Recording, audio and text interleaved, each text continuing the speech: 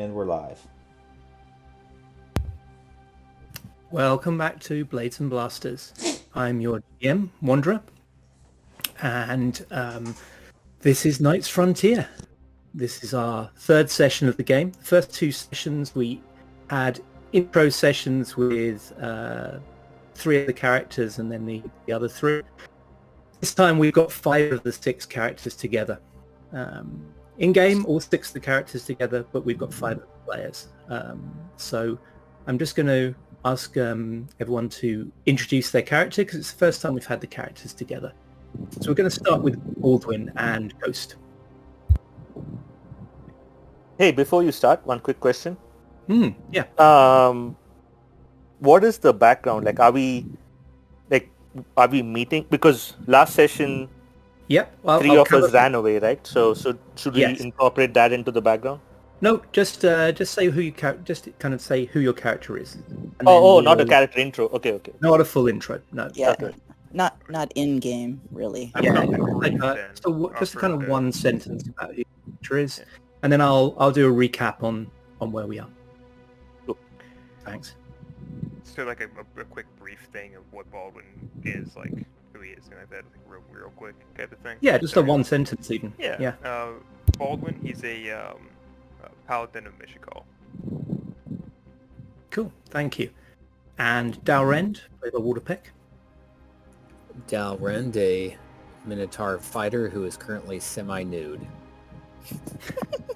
There's an image to conjure with. Darius, played by Bo. Darius is a half-elf rogue with a history of thievery and a mysterious past, who recently has gone from the frying pan into the fire, and he is fully clothed, though not by choice.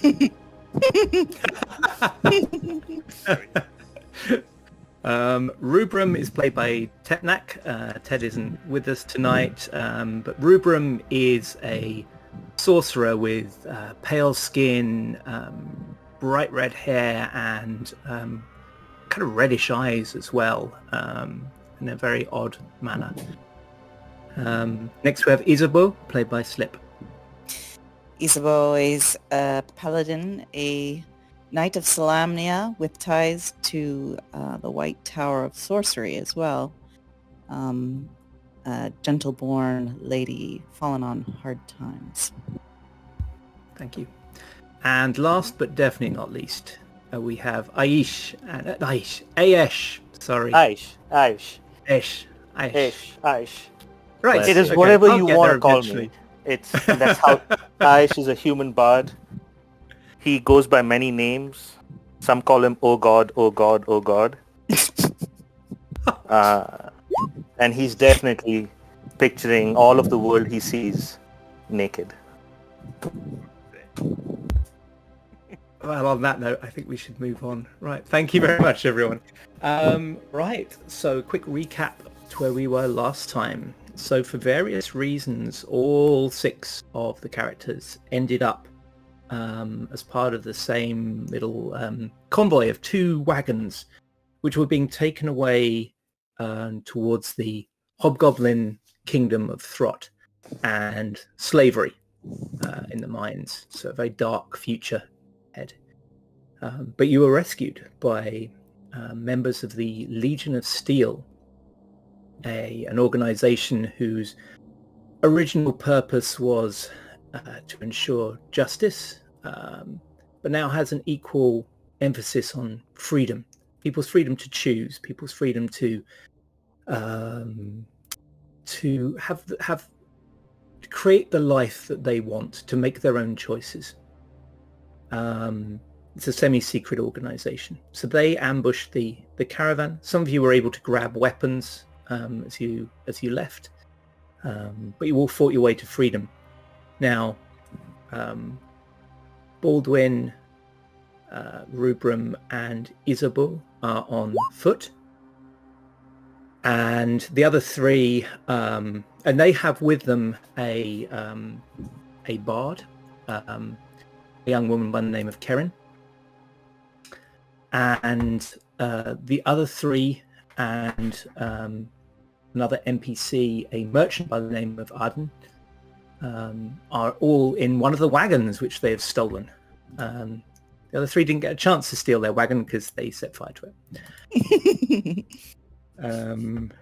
Well, Rubrum set fire to it. And you all find yourselves now outside the gates of seemingly the only shelter for a long way around, which is this castle. It's a sort of wooden Motte and Bailey castle. So there's been a moat dug around it, largely just a dry earth moat.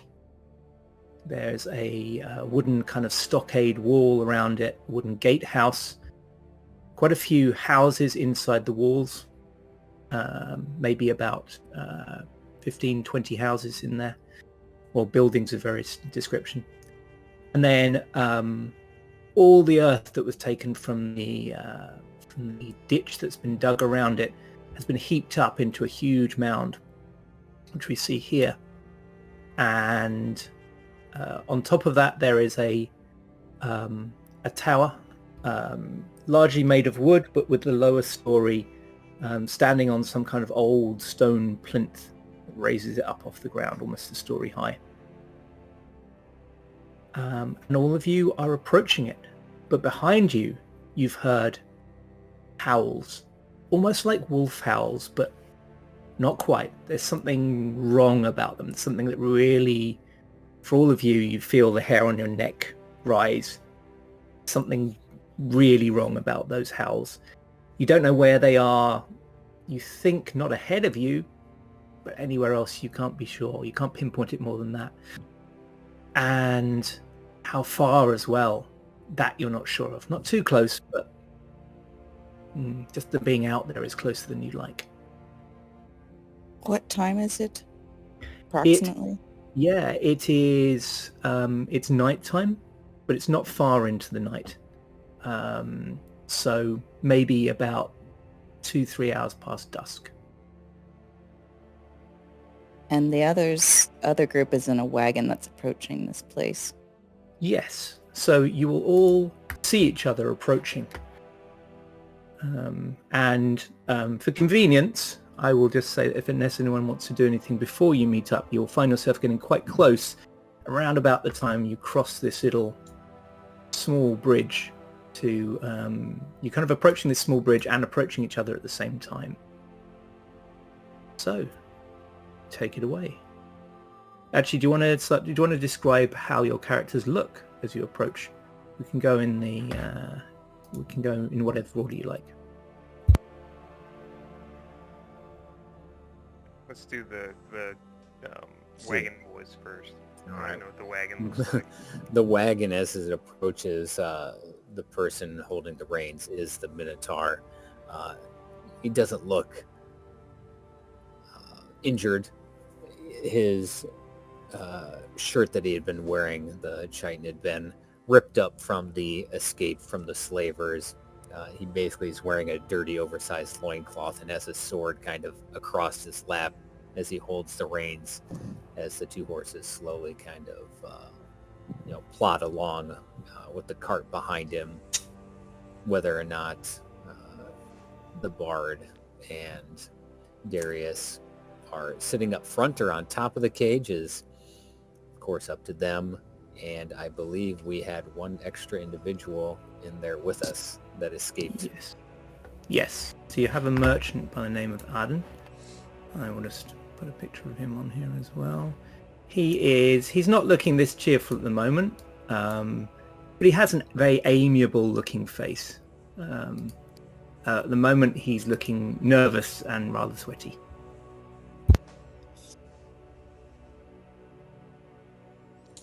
Darius sits atop the cage as the sun sets and darkness falls across the land, and as the wagon creaks and groans down the pocked trail, kind of goes across the bend, and the trees open up, and you see a bridge ahead. Darius's eyes kind of scan the horizon. He sees the Motte and Bailey castle kind of outlined against the gloom. His kind of night vision eyes scouring the landscape, and he kind of, probably for the first time, being serious, kind of calls down to Dalrand. Stop now, boy. I shouldn't call you boy. I'm not talking to the horses. He kind of, you hear the snort. What did he say? Sorry. I was addressing the horses, but I forgot we have a skilled driver. Don't go too fast. This is an excellent place for an ambush, and it's just as odd to me that there's a Martin Bailey castle out in the middle of nowhere. Unless you have a better idea, I plan to take refuge there with whatever the hell that howling is going on behind us. It's not like we have much of an option. I'll keep a lookout. Let you know if anything looks threatening. When we get there, we'll let the soft-handed bard do the talking. I figure they don't want to speak to someone like me. I figure you're right.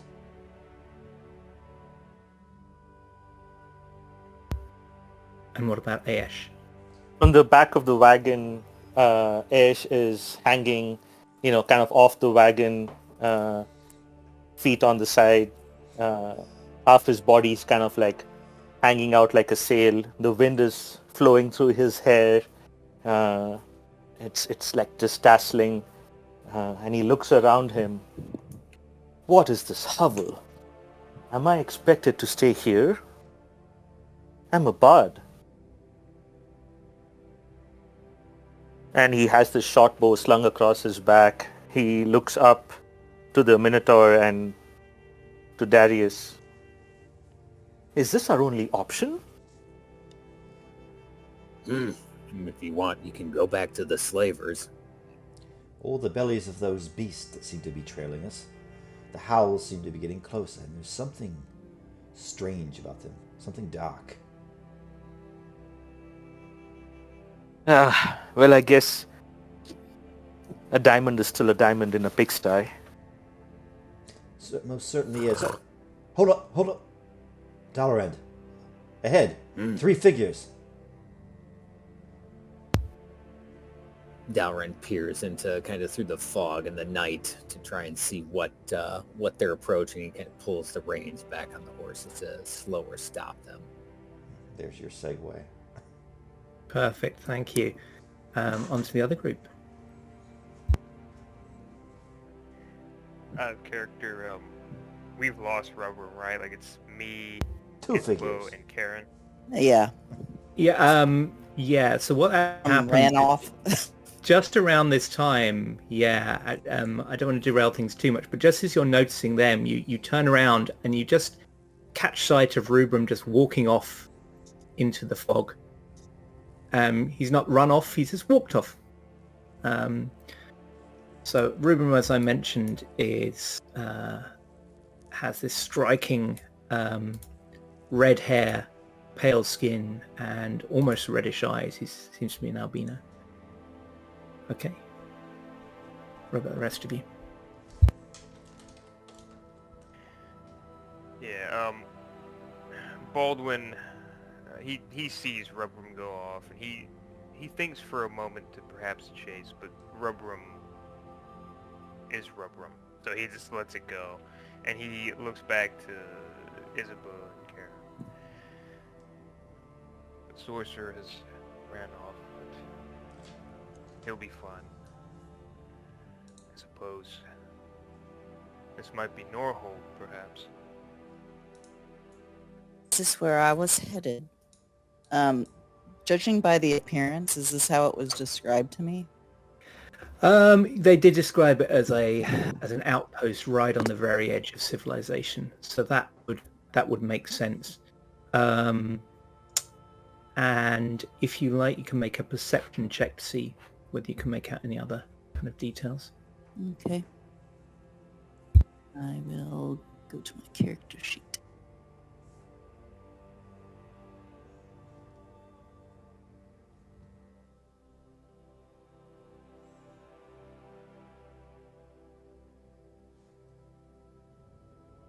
See if it pops up over here. I rolled a 14. And it will add something to Okay. it now. 13 plus 1, 14. Okay, Great. Yep, you do notice something with that roll. You can see there is a flag flying over the gatehouse. You can't make it out clearly, but fortunately it's familiar enough to you that you know exactly what it is. It is the crown, kingfisher and rose, sword and rose symbol of the knighthood of Solamnia. Yeah, she points to it. Yes, it is. You should find shelter here then. She looks down at herself, bedraggled and covered in mud and blood.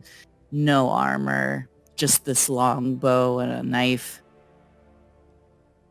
Not how I hope to present myself. But she shrugs. I think I can still do some good. And with you is the young bard or would-be bard, Karen, and she's also looking quite a mess, and she looking forward at the place, she starts to kind of like try and tidy herself up, see if she can brush off the mud that's caking her clothes, but no, it's too ingrained. And she looks across at Isabeau and gives her a wry smile and shrugs.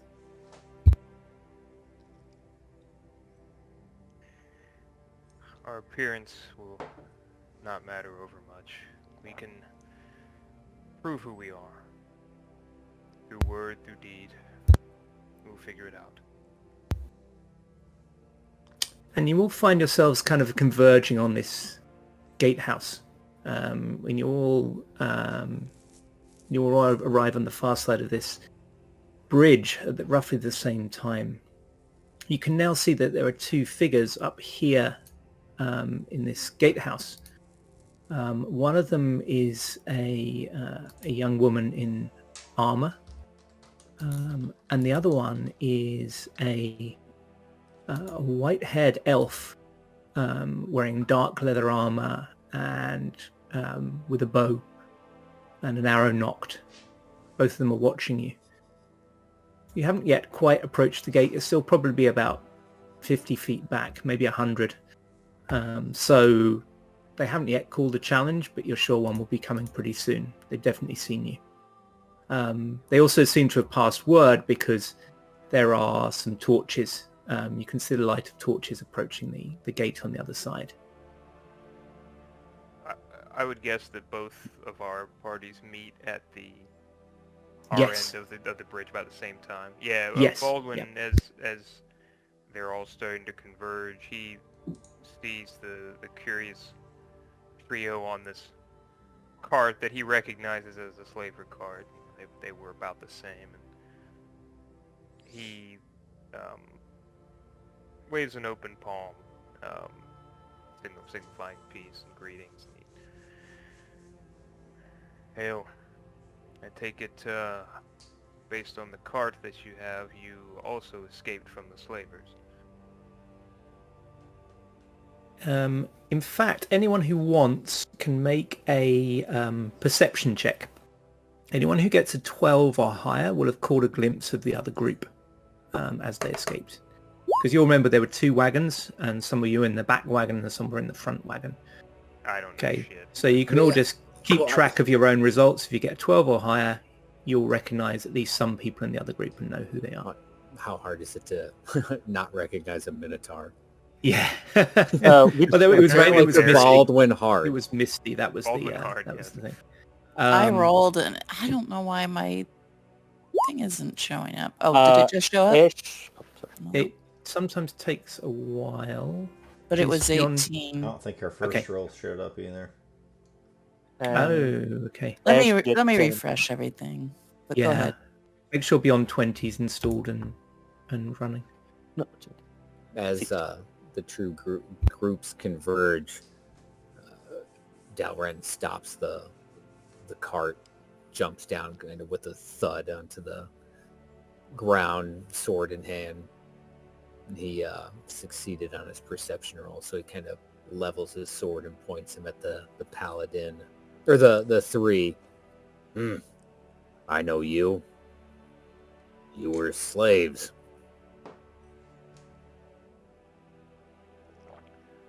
We were, and now it appears that none of us are.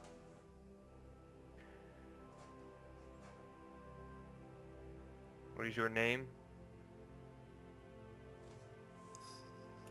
I am Dalrend.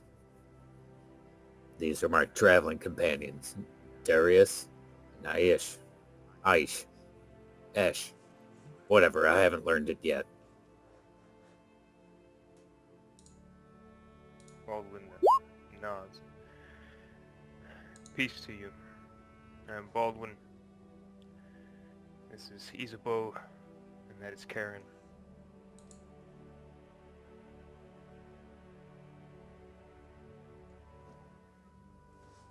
I assume you were captured and not sold? We were. It was a failing of vigilance. We stopped to partake in a meal and rest at an inn for an eve. The innkeepers were duplicitous and sold us to the slavers after drugging our stew. Do any of you look injured or seriously injured? Isabeau's fucked up. Yeah, I also leveled up though, so she looks like, and I healed myself to some degree with my points, my paladin abilities. But yeah, she looks fucked up. She has You probably got Yeah. more dried blood on you as well. Yeah. I'm showing you have been one. damage to her thigh and to her side, and obviously her clothes have been worn for days without being changed, and her hair is lank and streaked with blood and sweat and whatever else was in the wagon. Baldwin looks to Karen. Were you injured, Bard, or... And he waits for her to respond. She gives a slight smile and says, "No, fortunately I wasn't. Well, all of you stood between me and danger. I owe you thanks, and, well, once I've earned some money, I will drink." And she gives a sort of faltering smile again. He nods and gives a faint smile. He looks back to Dalren. What about you? Are any of your companions or yourself injured? I am in possession of some skill in healing. I am fine. They could not hurt me, but this one, the delicate one, he was beaten much like your female friend there. Perhaps we can gain entry into this town and tend to our injured. And as if on cue, the howling echoes again from somewhere behind you. There are definitely several creatures. You think they're possibly... In fact, anyone who wants can make a perception check. Again, sliding scale. I'll describe how much people can tell. Yeah, good, it's working now. Darius and Aesh are saying, "They're all around us!" Yeah, that's perfect. So, because Ash was just going to run up ahead to the gate and start talking. Right, okay. We'll cover that in a sec. So, Isabeau, you reckon that there's at least 3 of them, and they're somewhere behind you. Baldwin and Dalrend, you are sure that there's 5 to 10 different howls going on, and who knows how many creatures aren't howling, and they are very spread out. This feels like a net drawing tight. Yeah, Baldwin will look to Dalren and probably like a hint of recognition that they both kind of see the same thing. We should perhaps talk later. They are expecting myself and Isabeau inside. We were assigned here, and as he's talking, I think is when Aish probably runs past, right? Or Yep. Aish runs past, yeah. Rushes up to the gate. Yeah, so Ash jumps off the cart. These people are talking, and he all he hears is howling all around him. He's definitely scared. This is not a place for a bard, even as magnificent as him. And he jumps off the cart, starts running across to the gate. As he passes by Yesubu and this other bard, Ash winks at them, smiles, blows them a kiss, and he goes to the front gate. My good sirs, brave guardsmen, would you not open the gate?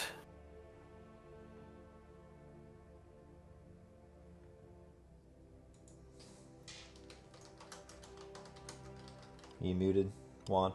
Might be muted, Wand. Oh, sorry.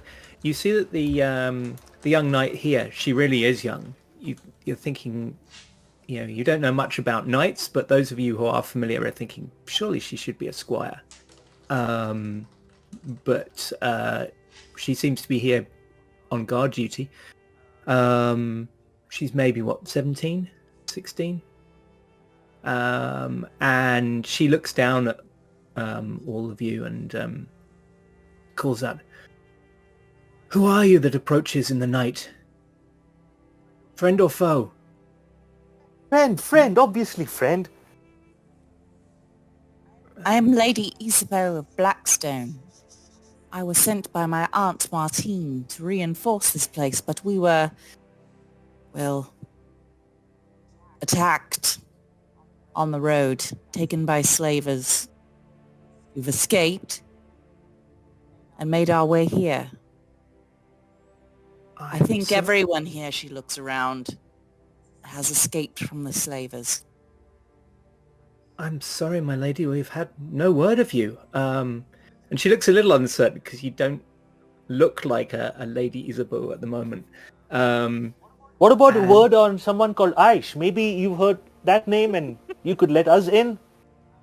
We could explain ourselves better once you're inside. If you could hear the howling is almost upon us. What was the name of the knight that Martine's had the relationship with? I won't make you roll for it. It is... Alfric Uthperin. That's right, Lord Alfric Uthperin. Lord Alfric? Yeah. Get Lord Alfric. He will know the name of my aunt. Okay. And the elf turns and calls down to someone.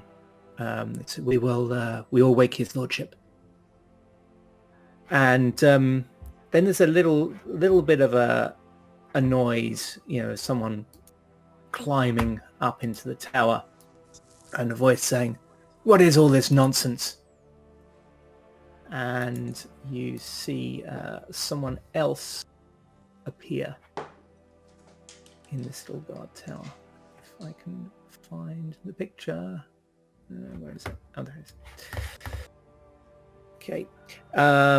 And he's fairly young, maybe late 20s. And but he has a really kind of stern face. You notice that. Well, actually, anyone wants to make an insight check. I'll tell you how much you can see. Just the two that are near the gate, Isabeau and Ash. Oh, fuck. Okay, never mind. Okay, Ash has got an 11. Yeah, Isabeau, you can't really see their expressions. It's dark. I'm the tired. lights behind them. Yeah, and you're tired. Ash, you notice that both of them tense when he enters, and not just sort of like, "Oh, got to look our best." There is dislike here, particularly from her. And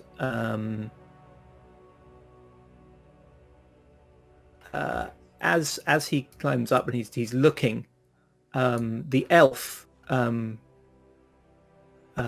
of points across to Baldwin and says something quietly. And then he looks down at Baldwin, who is standing a little way back, and says, I'm approaching, I think, at this point. Yeah, says, "You, sir, tell us your name." Yeah, Baldwin approaches, and he knows the hound is sitting close. I am Baldwin, of the Order of the Healing Hand, serving Our Lady Michiko. I've been sent here to serve. You have been expected, and you are welcome. Please enter. The rest My of you... companions as well. He looks to the others. And he casts an eye over the rest of you, and you can tell he's looking very unimpressed.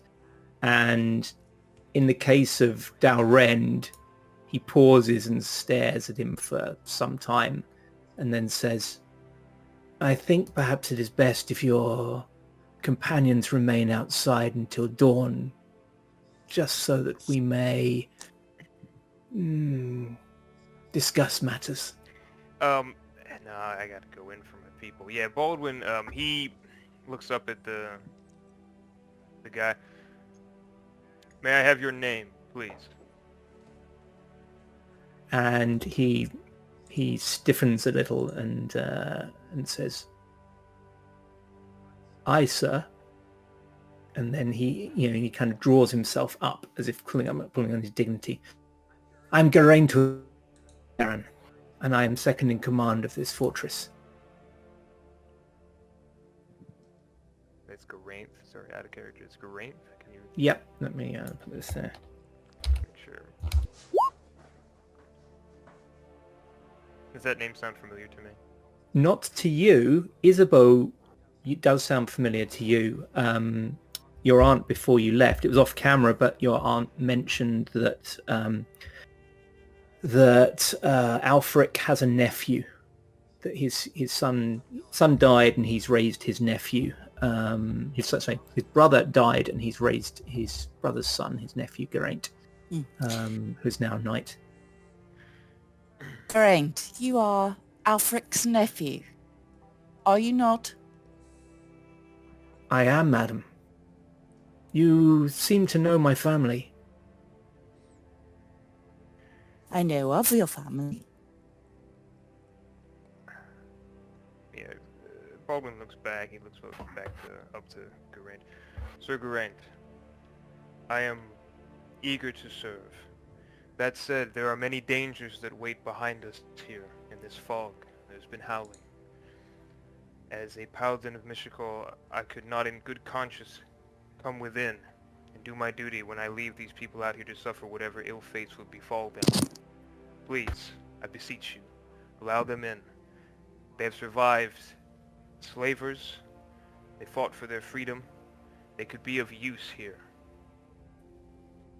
Yeah, Aesh, you can see that this young woman here is practically grinding her teeth at Baldwin's words. She's obviously itching to speak, and this guy just casts her a sharp glance, and she doesn't say anything. The elf, however, who's presumably not under his direct command, does speak, and he says, "Is such the welcome of these halls? Is this your hospitality? Is this what the knighthood stands for, Geraint?" And Geraint turns on him and says, "I will not take lessons in manners or in conduct or in honor from an elf." And Aesh, again, you think there was just a little bit too much emphasis on the word elf. And the elf doesn't seem to react to it at all. But then Geraint, seemingly stung by the words, turns back to Baldwin and says, "Very well, your companions may enter, but only if you will answer for their conduct." I will take responsibility for each and every one of them. He Very bows well. his head. Open the gate. And the gate down here opens slowly. There is you see someone who you presume is a man-at-arms. If you can see up where I'm pinging at the top here. Yes. And he... do you recognize the art? It's from Paladin. Oh man. Yeah. That's a dangerous laugh. He opens the gate and ushers you all in and says, Come on inside. It's a hell of a night to be out. The beasts are about. And Baldwin will make sure everybody else gets in before him. Just he feels that there's tension, and there's the possibility that there could be some issues with this new posting, so he wants to make sure everybody else comes in before he does, just in the event Yeah. there were some second thoughts about letting everyone in. So everyone except Rubrum comes in. Dalrend was kind of like starting to pace back and forth, getting angrier, and he's about to pop off when they finally relent, and he just kind of like steamed him. And he kind of calls back to Darius, "Bring the horse and cart in." What's Darius been doing while this has been going on? He's been on the top of the cage, kind of surveying the area with his night vision, kind of worried about the howling that's getting closer and closer. But then he's not used to being welcomed into places, so this is not unusual for him. But on the other hand, there seems to be some sort of internal conflict going on inside this outpost, so he's on guard. But when Baldwin kind of comes up and vouches for the group, he kind of hops down off the cage gingerly next to the paladin and says, "Paladin, your words, they were unexpected, but your timing could not have been more perfect. This favor will not go unremembered." Think nothing of it, sir. It is merely my duty. Mission will guide you. Be safe in there, and I would ask that you treat your reputation as your own. Oh, you don't have to worry about me, my good sir, but you did vouch for that bard up ahead and that merchant who seems like he could eat half the outpost's supplies in a single night, give it enough wine.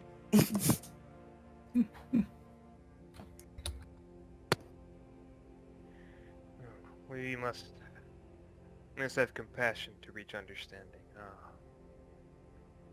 I will be responsible for their conduct, as I said. You have no need to worry for them. Oh, I won't worry about it.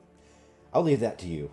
And he has an apple in his back pocket, takes a bite, and strolls off. Wait, where did you get that apple? He spoke like goes after him. Bo, you can also make Sleight of a hand. perception check. What's that? You can make a perception check while you're looking around. Jeez. It's not been good today. And it continues. That is. Oh, 17? No, 17 is pretty good. So, Yeah, you catch sight of something in the fog for just a second, and you're not sure of it. I'm just going to message you in Discord and drop you a link to something. There we go. Should have rendered in Discord for you. Caught a glimpse of that in the fog, just briefly.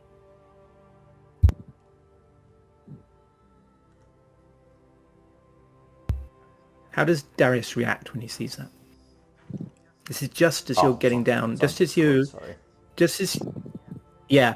So you're just finishing that conversation, and you look back, and that's when, as everyone's kind of filing their way in the gate, you and Baldwin are hanging back and having that conversation. And it's just as you look back that you catch that. Yeah, he kind of looks up, and if the elf and the other guard are up top, he kind of will yell to them, and even kind of not roughly grab Baldwin, but kind of place a hand on his shoulder and try to usher him in. "My good sir, they're here. The wolves, whatever those things are, prowling beyond the mists. They've arrived. You must go inside, and not soon enough."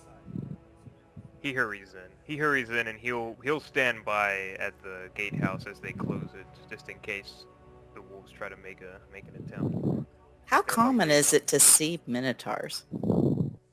Not very at all. So at the time yeah, like the so- War of the Lance, they were pretty much unknown. These days, there's more intermixing, but even I so, probably have never seen one. yeah, probably not. So yeah, this is probably pretty new for you. You've just heard them the knights fighting them. There's actually a war going on between the Knights of Solamnia and the one of the empires of Minotaurs off in the east, in a place called the Plains of Istar. It's kind of a new land that's kind of opened up, risen from the sea, and there's rich pickings, and Minotaurs, Knights of Solamnia, and Knights of Neraka are basically having a three-way war over it. Isabel will walk up to the bard and kind of sidle up and say, "Is it tame?" Looking up at the Minotaur. Oh, my lady. A tame and a gentle. He's about to say man, but he realizes it's not a man. Gentle being. Did Rend hear that? Make a perception check. Wow, Good, this is I've good. done You it guys now. can just GM yourselves. This is great. Oh. Yeah, Yeah, he you yells heard out, it. "I speak common, woman." Well, But he's uncommon. He is uncommon. excellent. That's excellent for you. Well done. He just kind of snorts in anger and remembers that has to put on be polite considering what's outside of the walls, the palisade. So he kind of sneers at her and ignores her for the Yeah, moment. Darius continues to usher you guys in and mutters something about... Yeah, I'm assuming we're all Yeah. just in, doors closed. Yeah, and The gates close behind you, and there's a stout beam is dropped across them. And the man at arms looks kind of relieved. The elf, you hear a bowstring snap, and he curses. Damn mist. This man here starts descending from the tower. I'm going to take you to a view of what this place looks from inside. So you see that from inside it's kind of divided up. This is kind of the tower, which, as I say, bottom story is more a kind of stone slab, and then you've got a couple of stories above that. Little bigger than this appears, but not as big as a sort of full stone keep. And there are probably, as I said, about 15 buildings in here. One of them is definitely grander than the others, and older as well. It's rather than these recently built kind of wattle and daub houses with thatched roofs. This is a stone building, looking rather more elegant, much larger. It's even larger than this keep, although it's only one story. And it just kind of stands in the center, probably about here on this picture. But no one seems to be going in or out of it. The doors are closed, and it has a very empty air about it. There aren't many people about because it's dark, but you can see that one of the buildings appears to be illuminated. It's a larger building. There's the sound of conversation from inside. Adan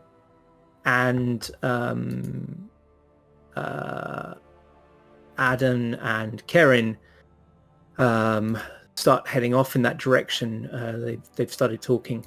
But as they do, this man makes his way down from the tower. And he's just drawing breath to talk to you when coming down from the... so he came down from the gatehouse. Coming down from the tower is this man. He doesn't have armor on. He's obviously just got himself dressed, and he's looking rather flustered as he makes his way down. And this man sort of rushes to meet him and says, "Ah, uncle, I have taken the liberty of allowing these people into the fort. One of them And he kind of indicates Baldwin. One of them is the paladin we've been expecting. The others are his companions, and he has vouched for them. And this man then says, I heard the name Blackstone. Is one of you a member of the Blackstone family? Isabel will step forward, lifting her chin into the light a little bit. She kind of bends at the knee a little bit. Lord Alfric, my Aunt Martine sent me to reinforce your people here. And she shakes her head ruefully. Unfortunately, we were poisoned and taken by slavers, and my equipment was lost. But still, I am at your service. And he, his expression kind of changes throughout what you're saying as you announce yourself. He smiles and gets a little bit of a far off look for a second when you mention your aunt. But then as you mention what happened to you, his face grows grim, and he says, "I am so sorry, my dear. It is a great pleasure to meet you. You have something of your aunt about you, round the eyes, I think. But as to what has happened to you, I can only offer my sincerest apologies. We will, of course, replace your lost equipment. But now, please, come up to the keep, and we will have someone draw you a bath. There is little hot water at this time, but we will do what we can." Oh, thank the gods. She'll start up. Yep. Baldwin, Okay. will step forward. Is he inviting just her to the keep? Is he inviting? Yeah, he wasn't entirely clear, but it looks like he's certainly invited Isabeau. You think maybe Baldwin? You're not really sure about the rest of it. It's a little bit Baldwin will unclear. presume. He will say, Lord Alfric, I am Baldwin of the Order of the Healing Hand, servant of Mishikal. Where might myself and these other survivors here find lodging for the evening? Well, of course. We will see that you get lodging in the inn. There is little room in the keep, I'm afraid. It's hardly generous in size. For Lady Isabeau, there will be room in the keep if she wishes. But you may find the inn more comfortable, my lady. I am not above staying at an inn, if that is what is more convenient. Then I shall certainly do so. I'll stay with the rest. You may find it a little more comfortable, to be honest. It's our accommodations are, well, they are sadly basic. Would the innkeeper be willing to give us shelter and food on credit, as we at the moment are without funds? Of course, I will see to it. The knighthood will pay. And at that moment, this you see Geraint really kind of stiffens, and he looks like he's going to open his mouth for a second. He doesn't. But he's obviously disapproving of this.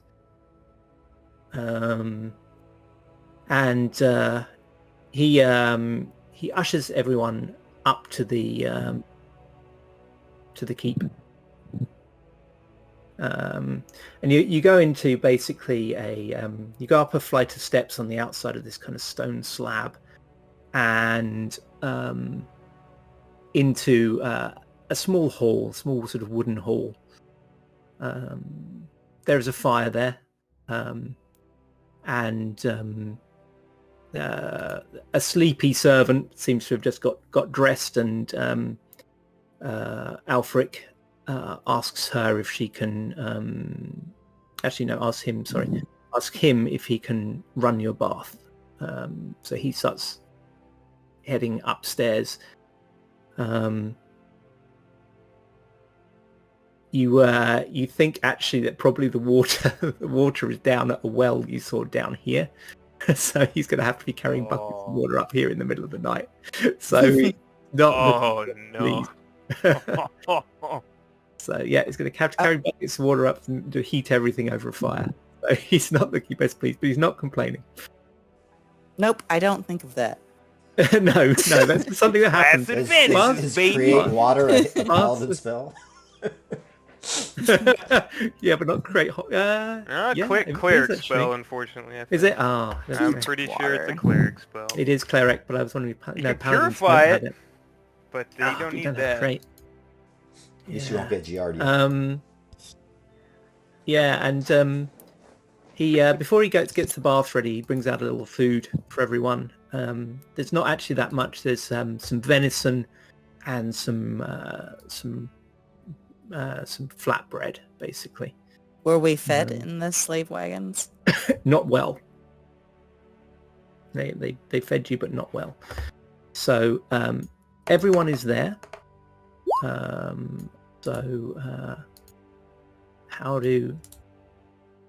are you all reacting? He introduces himself to those who don't know who he is. He introduces himself as Lord Alfric, and tells you that this is Norhold and that you are welcome here. He's a lot more welcoming than his nephew. He does give a few glances towards Dalrend, but he's trying to be polite and not stare. So he sits you down, everyone gets food, and you guys can take it away.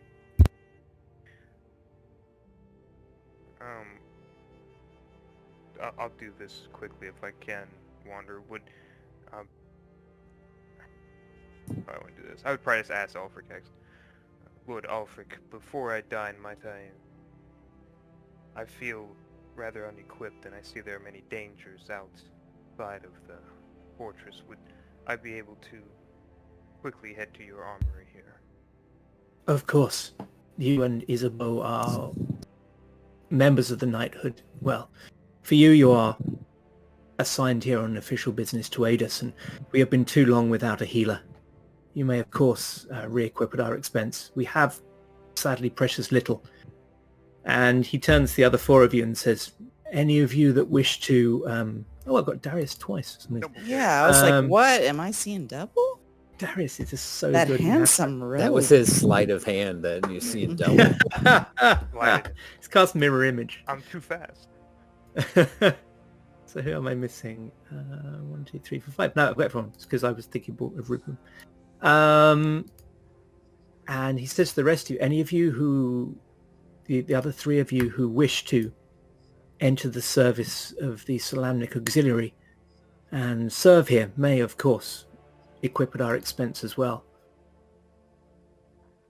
And his nephew, who is kind of standing in the corner sulking, says at that point, obviously can't contain himself any longer, and he says, Uncle, I will take my leave. I find myself in need of rest. And he, glaring at everyone, but particularly Dalrend, giving a polite nod, half bow to Baldwin and Isabeau, he makes his way up the stairs.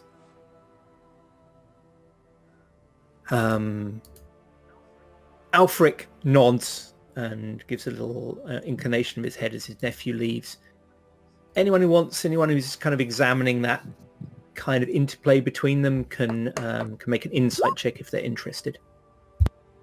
So I want to do a couple things. So, as he says that and looks upset about, his uncle's offer to equip everybody at the knight's expense, Darius is obviously quite pleased with that, but he's obviously doesn't like how the guy treated the elf up on the parapet. So as he sulks off, he just kind of...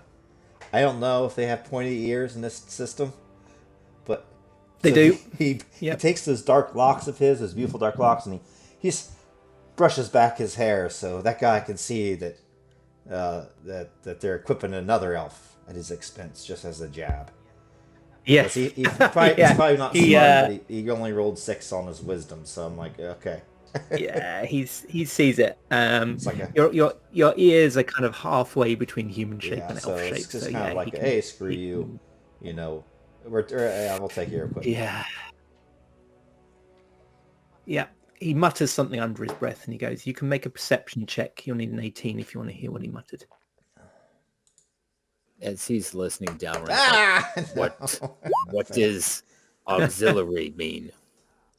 Let me talk about the insight checks first, and then I'll get back to that. So,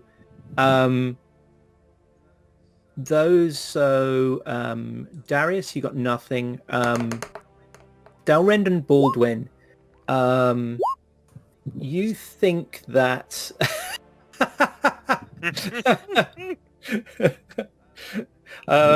you think that as the nephew went upstairs, the uncle looked a little sad, but hid it. Isabeau, you could see that obviously that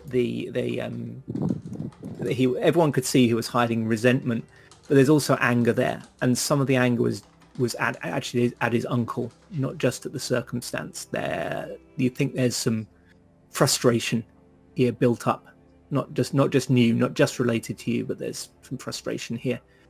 Aesh, you get all of that, but you also get the feeling that the uncle's upset and some frustration on his side and some sadness as well is that perhaps he's disappointed in his nephew and that the nephew knows it.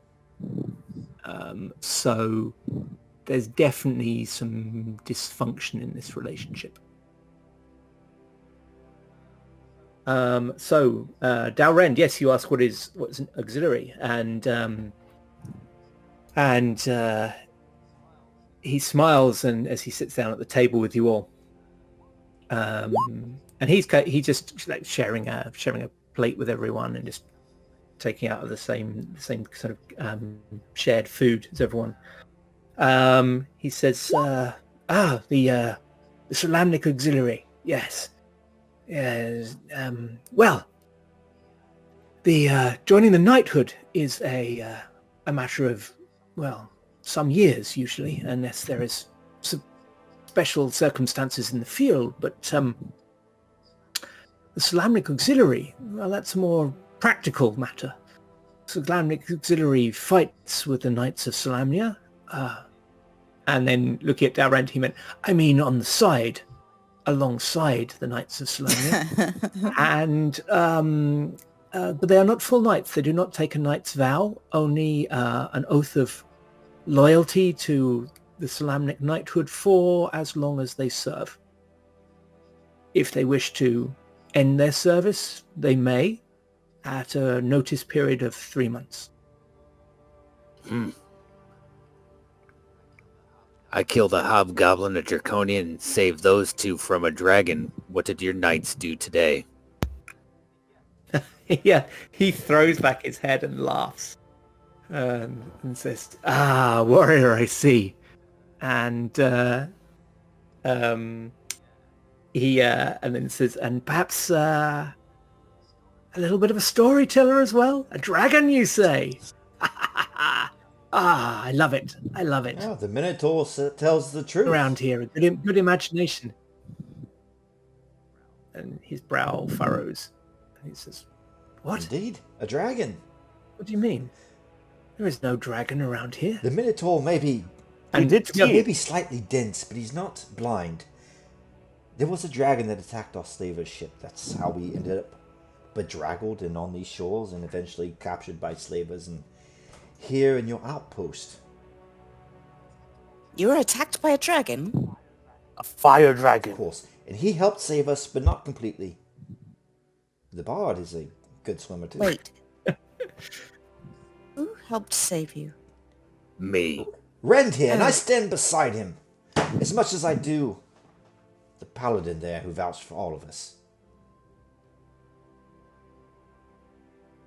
And Ren looks towards Lord Orod. Yes, if you have not, did not know there was a dragon in this area off the river, I guess, how much time would have passed? A week or two passed. Yeah, but also it's some way away. So if I go back to the map here, you're now down here at north. Oh, I haven't moved you. Don't worry, it wasn't close enough that it'll be burning this keep out anytime soon. So you're down here at breathed Norhold, fire. and this was probably around about here or here.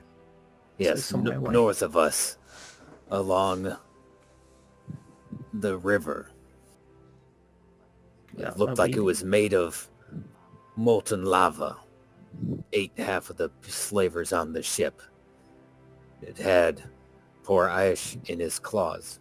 Or Darius. Sometimes they look the same. And it didn't kill you. She's like sopping up gravy with her bread and she's looking at No, I was far too fast. Nothing can kill Dalrend. Darius acts. I mean, he doesn't act. He has some stomach pain and just has an odd look and takes a drink of whatever beverage they have, and he says, "It was the brightest star in the sky, streaking across the night sky like a comet. Snatched me up in its jaws, but I was a brilliant actor, and with my quick wit, fooled the dragon into thinking I was dead, and down I go, plop into the river. But of course I can't swim. That's where my little fish friend comes into play." And he points towards the Minotaur, and then he grabs his stomach again and says, "Excuse me, how far is the nearest latrine? Because I did role play, I had this apple, but really I shouldn't have. But then I rolled a really bad sleight of hand. So in character, he probably grabbed a rotten apple that the slavers threw away, stashed it in his pocket, and then he ate it, and now he's sick." That's Taco Bell time. Yeah. Okay, so the nearest latrine will be basically down just off to the side here. There's basically a latrine pit down there with a kind of little kind of outside toilet built over it. I hope it's just a slit trench. Yeah, get in there. When they were telling that story, I mean, Baldwin was listening. Yeah. It did sound like they're being truthful to Baldwin. Like it's on his end. Does it seem like they're embellishing? It does sound fairly. Yeah, there's obviously a little bit of embellishment, but it sounds like that. But also, for Baldwin and Isabeau, this whole thing about it shining in the sky, that sounds really odd. So that doesn't sound like any dragon you've heard of. So yeah. Well, probably. Actually, you can both make a history check, and I'll see if you know anything. Dalren kind of sits down maybe at a bench. If you want to hear the full story, I will need a very large tankard of ale. So yeah, Baldwin and Isabeau, you've never heard of any kind of dragon that shines.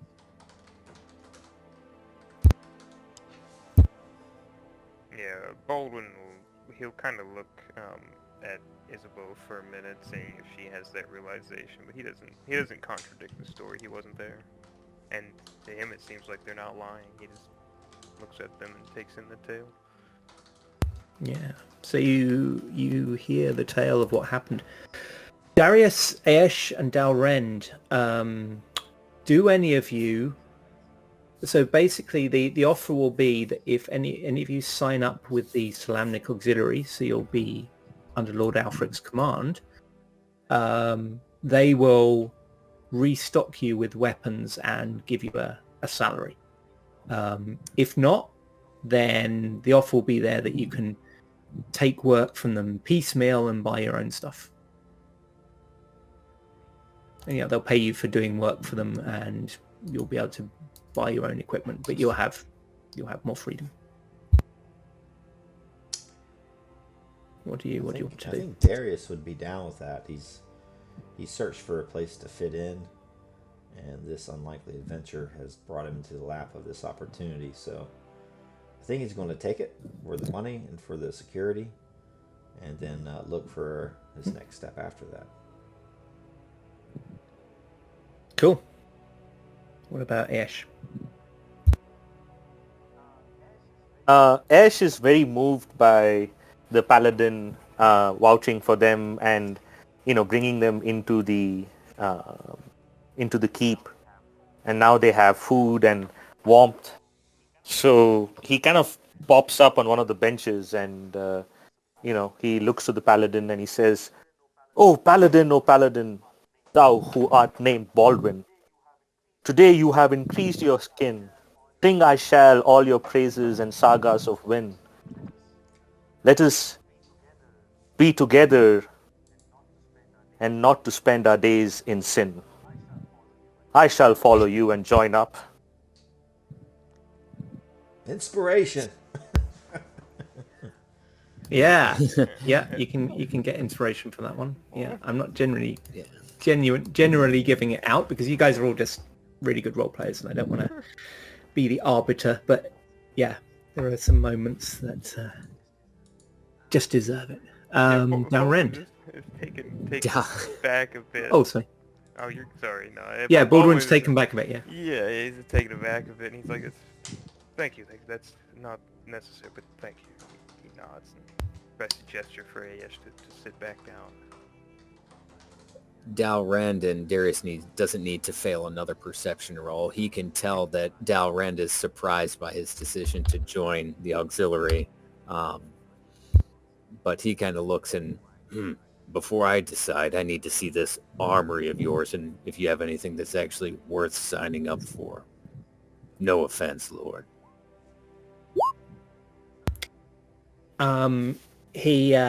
He laughs again. This time it's a real belly laugh, and he says, "By the gods of light, I like you, Minotaur."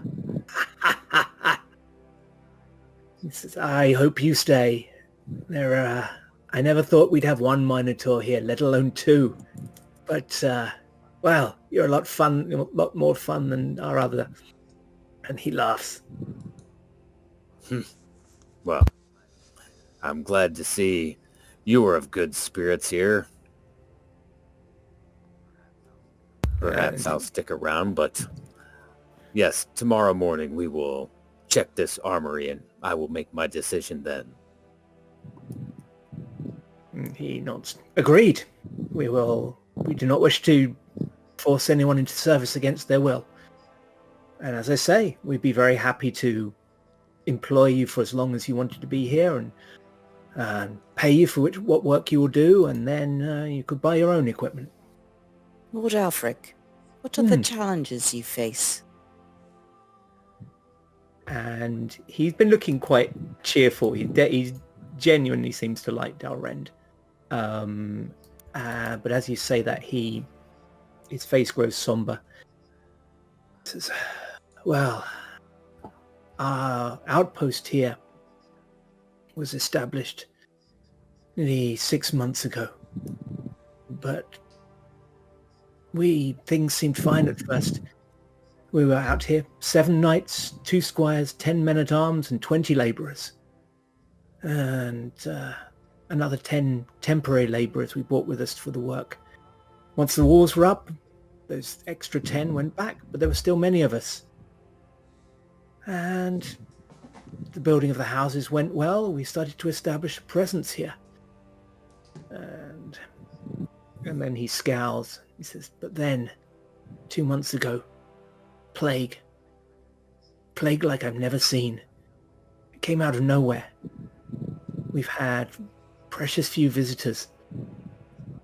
And as luck would have it, the first to die were our cleric of Mishakal and our only paladin, a knight of the sword. The rest, well, we had no defense. Some died, some survived. But the plague, the burning fever, pestilent sores, pain, terrible pain they died in. Yeah, but it's an open conversation. He says having this. And now, out of my 7 knights, I have 3 And one of them was one of the two squires. When you're thinking back to the girl at the gate. Mhm. 3 arms of the 10 that I started with. And after the 20 labourers, only 2 left. Another 5 survived but left. We've had a few settlers here, so the settlement is growing at least, but our ability to protect them, we're stretched very thin. And the dangers out here, undead prowl constantly. The mist, every night the mists. It's hard to see anything, and sometimes the sentries think they see shapes. Things howl out there. People say they've seen wolves that are rotting and falling apart, and yet moving and howling as if in pain. We've seen the bodies of men and women, and here he stops and takes a drink, closes his eyes and says, and even children, wandering in the mist. Some aimlessly, some seeming to want to force an entry into our outpost. We've fought many times. There are so many out there. It seems that, well, our cleric believed that back in the days of Lord Soth, all the dead who were ever buried here rose over the years, and now they just wander this land aimlessly. And he kind of shakes his head. But these are dark tales for a night. Has everyone fed? He seems to be trying to change the subject. Yeah, Baldwin, he nods, and he's thinking about what Alfric said about the plague. Does that sound familiar to me at all? It does, yes.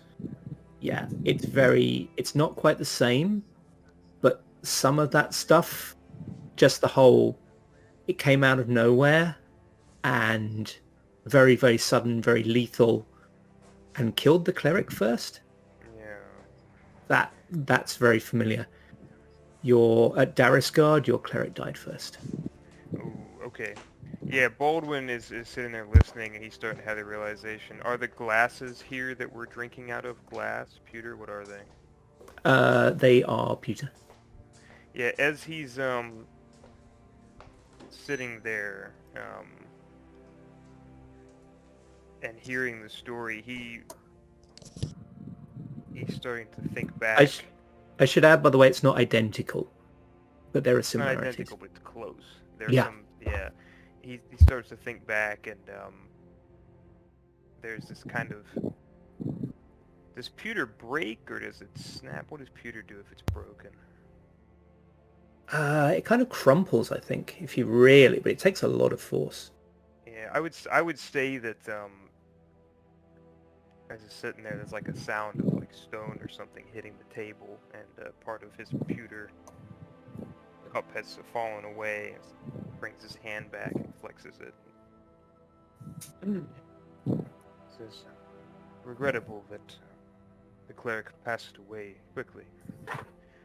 And Him and the paladin the first night. Terrible fortune. It was as if the gods had turned their faces from us. the lady is here again, my lord. We'll be eager to get started in the morning. Excellent. Well, I'm pleased to say that the plague has passed. We have not had an incident the last nearly 2 months.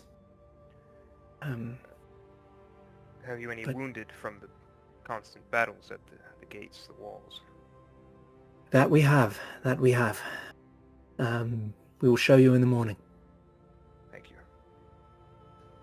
You know, we saved a merchant from the slavers. If you're looking for trade now that this plague has passed, it might be worth talking to him. Excellent. I will have my nephew talk to him in the morning. Thank you.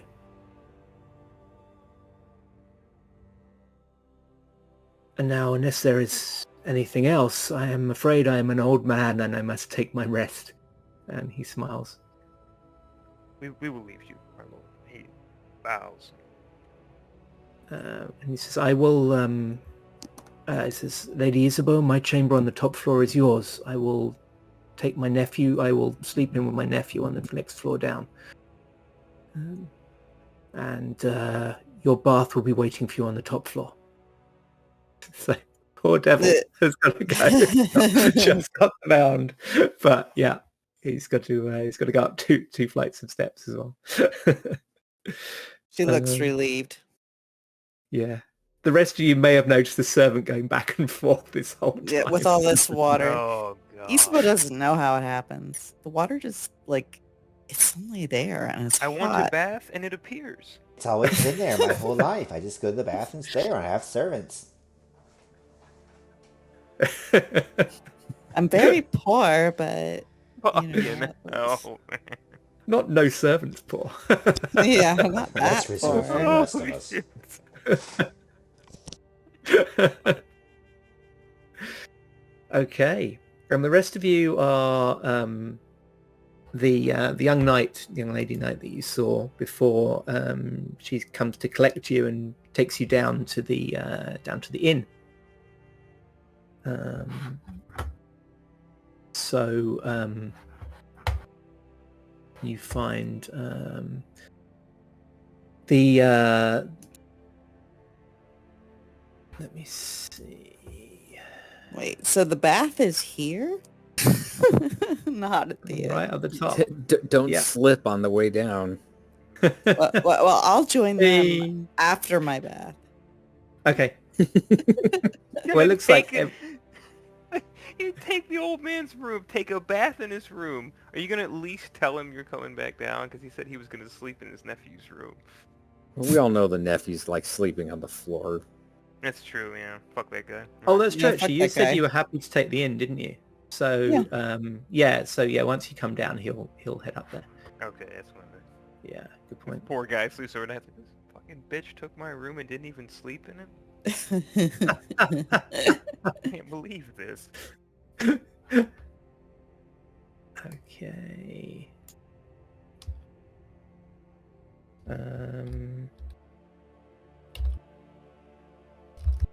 Okay, so you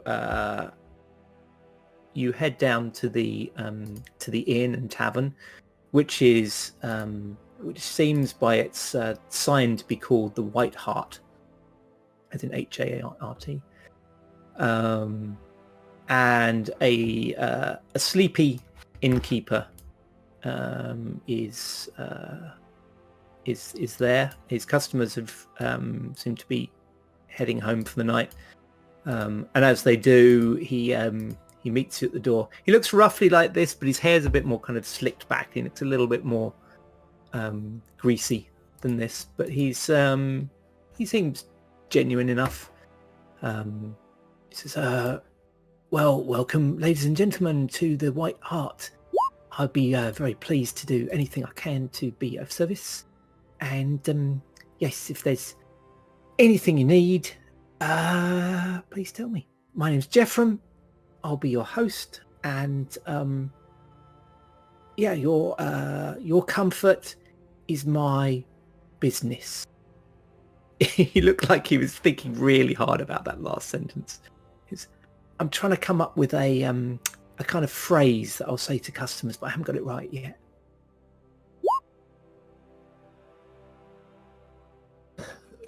Dalren kind of like squats down and goes through the door. He goes, I will take a large amount of ale, and he kind of points to Baldwin and Isabeau, and I think these Knights of Salamian are paying Salami. for it.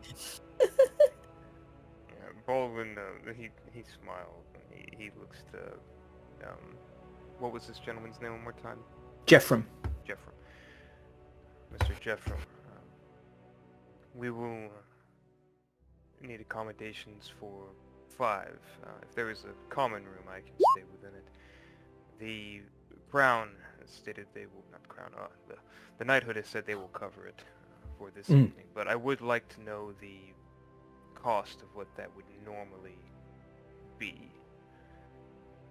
Oh, well, accommodation is, well, just for a bed is 5 coppers a night. With a private room, that will be a silver a night. With food, breakfast is a copper, evening meal is 2 coppers. I would like you, sir, to keep a tab of everything that this group here, and he will point out all the PCs, this group here accrues in their stay for this night. I will, Very well, sir. I will. and I will submit it on your behalf, and we'll get it taken care of. Thank you. Thank you. A real gentleman, sir. True knight. And he looks a little uncomfortable for a second and says, would you like me to take your mask, sir? And he looks really uncertain. I would prefer you didn't, and though you do not think so, you would not prefer it either. And he offers just a very curt smile. He looks a little confused but nods. Okay, does anyone else want to do anything before bed? Isabel, you're having a nice bath. I should like a bath and a rest and get my hit points back. Yes. Okay. Does anyone want to do anything else tonight? Otherwise, we'll say long rest. Yeah, basically after being enslaved by the Draconians for a longer period of time than other people, Ren gets shit-faced, and you can just hear him like eventually singing through the night before he collapses onto a table and then just sprawled out, just starts snoring loudly. In the end, the innkeeper just leaves you a barrel and goes to bed himself. I will assist the innkeeper with some minor tasks. I imagine he's the only one here. He doesn't have any staff or anything. He doesn't know. Yeah, no. He's very uncomfortable with you doing that, and he doesn't let you unless you force him to take help. I insist. Okay. He's very uncomfortable with it, but he lets you do it, and he doesn't know quite how to act, and he ends up bowing and thanking you for everything you do. I would stop that at probably the second time. He can't stop himself. Oh. He tries to stop, but he can't. And by the end of it, he's also calling you my lord. Oh no. We don't do that here. That's not what we do. I'm just Baldwin. I want to gamble with the Minotaur and take his... Oh, he doesn't have any money to take. Whatever. No. For a later time. Neither of you have any money. No. Get paid first. Ash is going to be with the Minotaur Yeah. and going to be drinking with him all night and trying to learn his war songs from him, so Ash can also settle sing for it. that, I guess. Excellent. Okay, so anyone who's really seriously drinking needs to make a Constitution save. Let's do this. DC 12. Let's see, who's the best drinker? So let's say DC 15 to not really feel anything in the morning, DC 12 to be functioning in the morning. Oh, that's Oh, on track. yeah. That's on track. That's what you would expect. Yeah. That's also what you would expect. I'm not doing it. I'm slinking That away. is awesome. I'm Oh, you're slinking away. Okay. I'm fine. still bleeding. I'm still bleeding. Get And I want to... get the slink. I'm not. Oh my photograph God. of Jacinda. I'm gonna Oh, yeah. go home.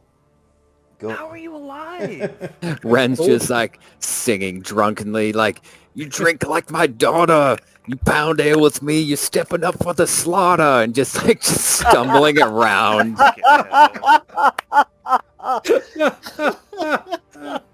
poor guy. That's Excellent. awesome. And Ash is like, you drink like my slaughter. I shall be with your daughter. And that's when the fight started. Baldwin, can you make a perception check? Certainly. To hear that, or No. I think everyone can something hear. else. Sure, Something sure. else. Yeah, it's a negative. Okay, you do not notice the blood seeping into the back of Darius's jerkin as he's heading off to bed. You think the other two will be up for a while, so you're Am gonna head am to I bed. too- Yeah, I'll head to bed, but I'm sure I'll be too busy looking at the fucking massive tab that's being racked up right now by our bard and our Yeah. minotaur.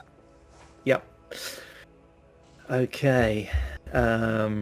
Because each mug of ale is a copper.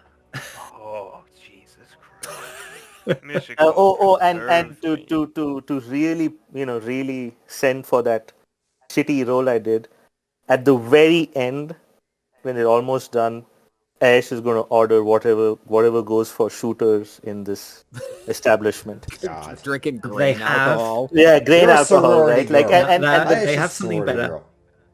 They yeah, have and something Let's better. do shooters. Yeah. They have one small Jello shots. at the back of the bar. Yeah. At the back of the bar, they have one very small keg in an unusual wood. He Mhm. tells you it has to be in this wood, or the wood goes bad.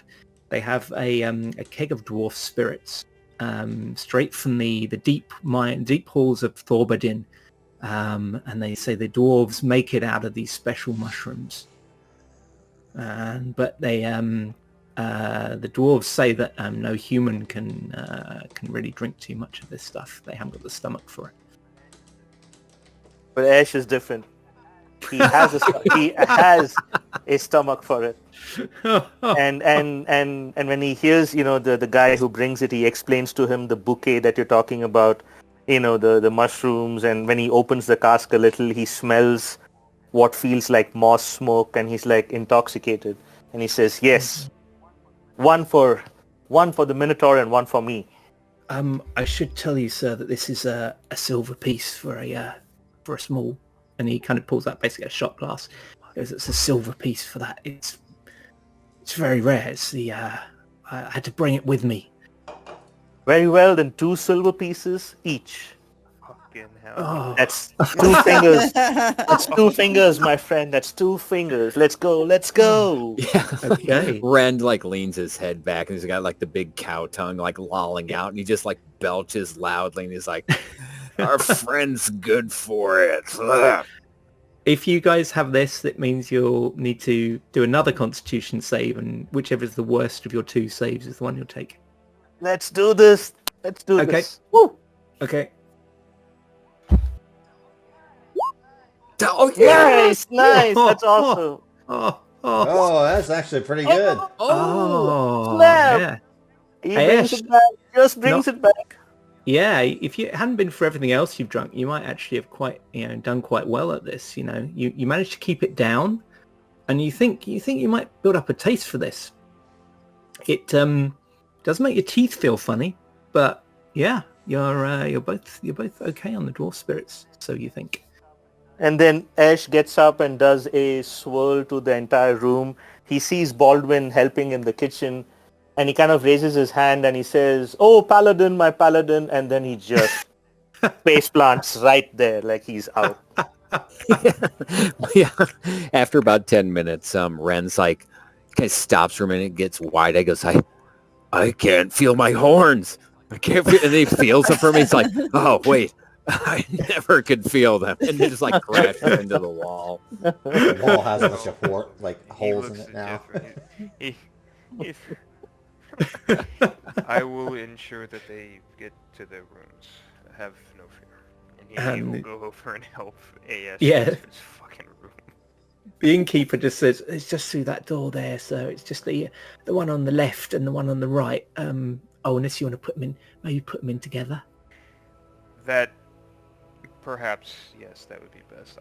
I apologize again. Yeah. Darius, you've just I gotten to call bed. it I'd say blessing I mean, upon you it's not a big inn, for right? impressive It's not a big inn. reasons. The walls are thin. He has No, just gotten to bed, it really and a isn't. horn comes through the wall. Yep.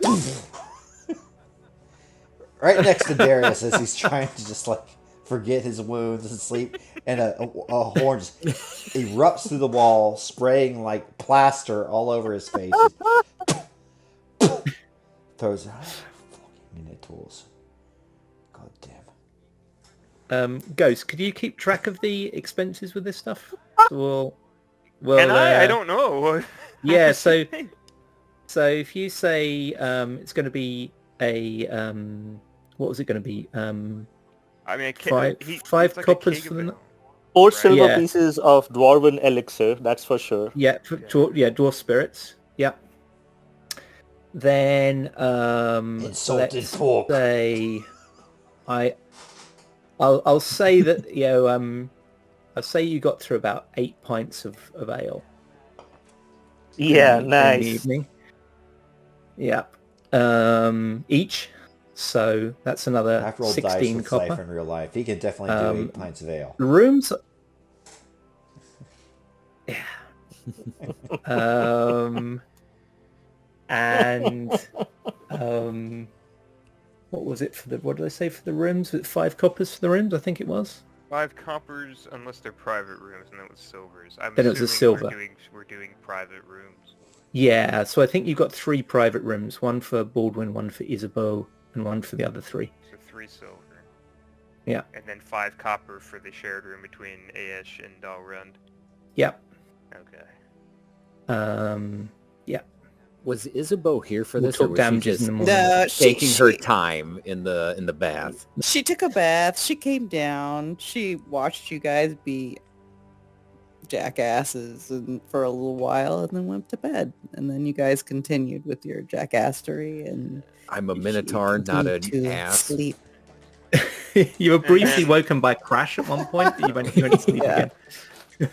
The crash of Aesh falling, or the horn going through the roof? The horn going through the wall. Oh, okay. Yeah. So, wait. And then breakfast. I'm assuming there's going to be breakfast. We're all going to eat breakfast. What's breakfast going to be? Okay, Tell so me the we'll cover money that in a now. minute. Yeah. So eventually everyone gets to bed. Everyone can have a long rest. Aesh, you wake up with 1 level of exhaustion. You haven't slept well. You kept waking up shivering in the night. And then when you did go to sleep, you slept really soundly, but you woke up still feeling like you haven't slept. And you're still drunk. Yeah, I mean, You- Ash has been dreaming about that dwarven elixir all night Yeah. long. And then you started dreaming dwarven elixir, dwarven women, and then it just got really wild from there on. Yeah, you woke up, you're still drunk, but you've got a hangover as well. It's just the worst of both worlds. You've got a powerful need to throw up.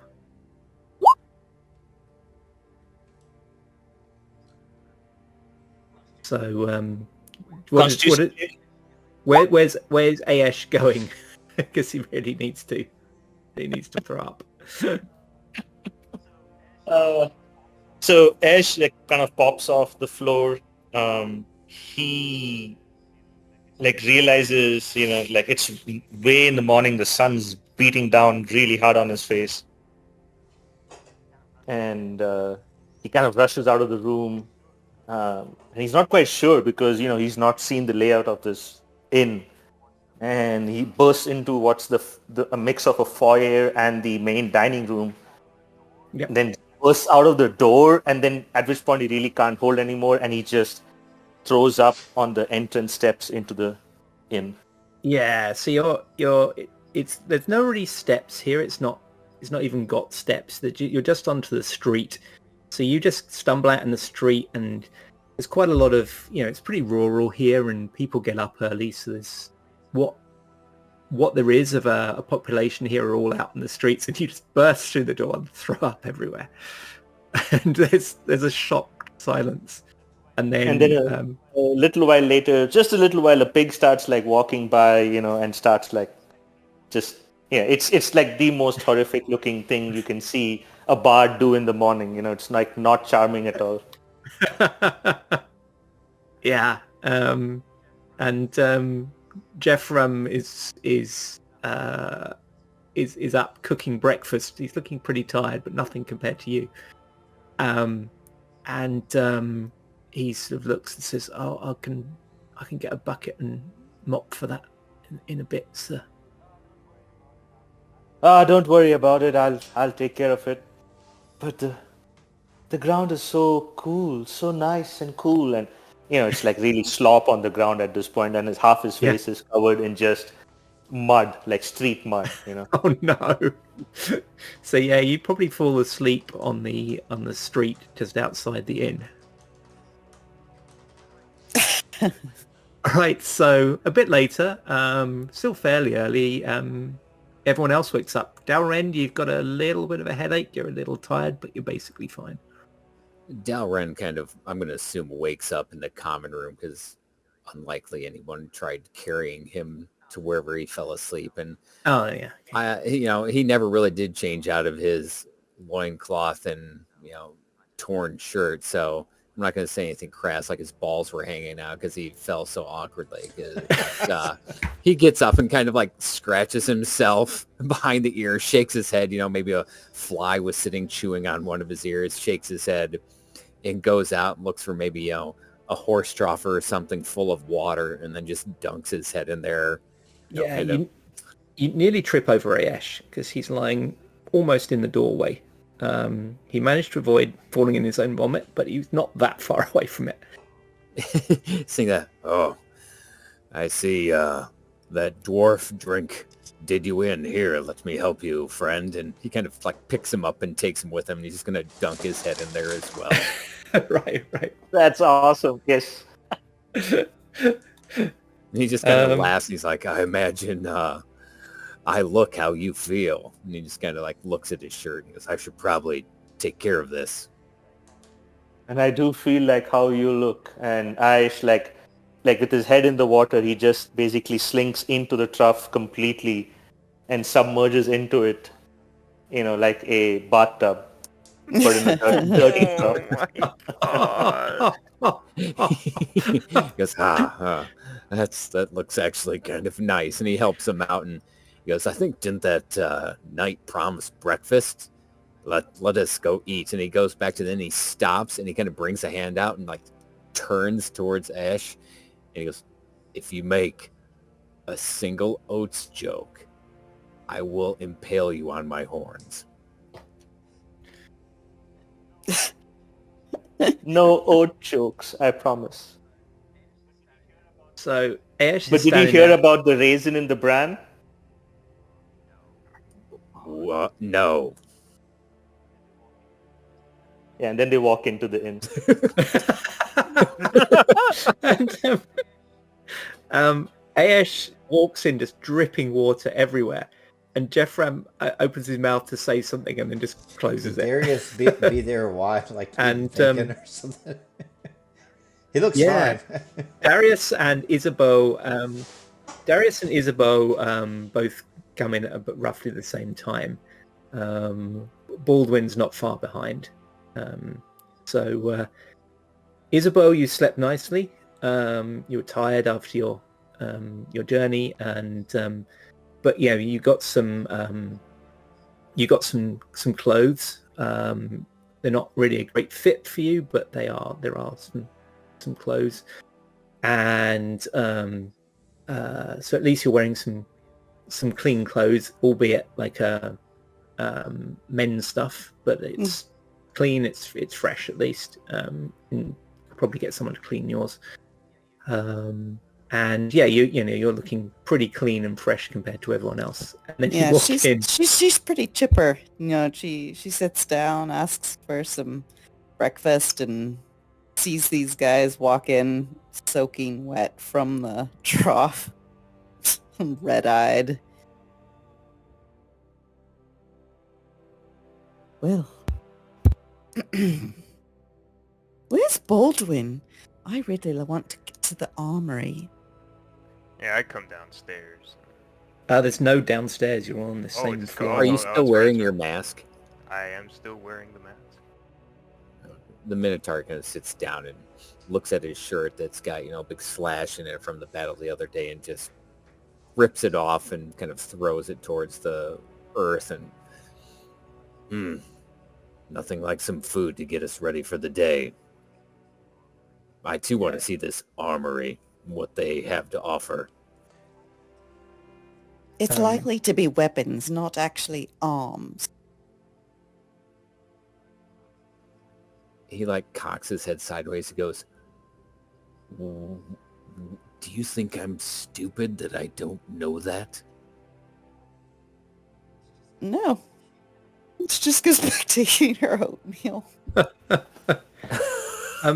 There's someone clears their throat. The innkeeper's brought everyone food. So Baldwin, that'll be 2 coppers each for the food. And he kind of walks up behind Baldwin and clears his throat and kind of leans down next to his ear and goes, "Sir, there's a matter of some damage to the wall last night." And he kind of like inclines his head toward 2 horn holes in the wall. Yeah, you see Baldwin, he looks up and he looks at it for a while. And then he just kind of, you see him rub his chin and he just like sighs. And he like mutters, "Oh, God's mission calls Christ." No. He looks to the innkeeper.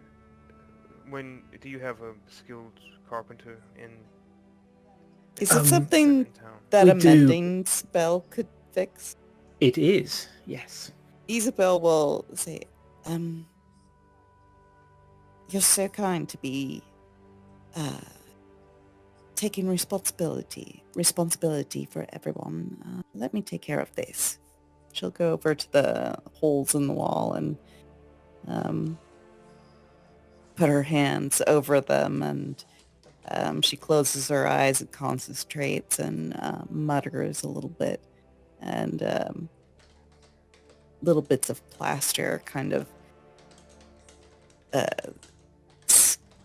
snick back into the hole. You know, they kind of fly back into the hole, filling it up until it's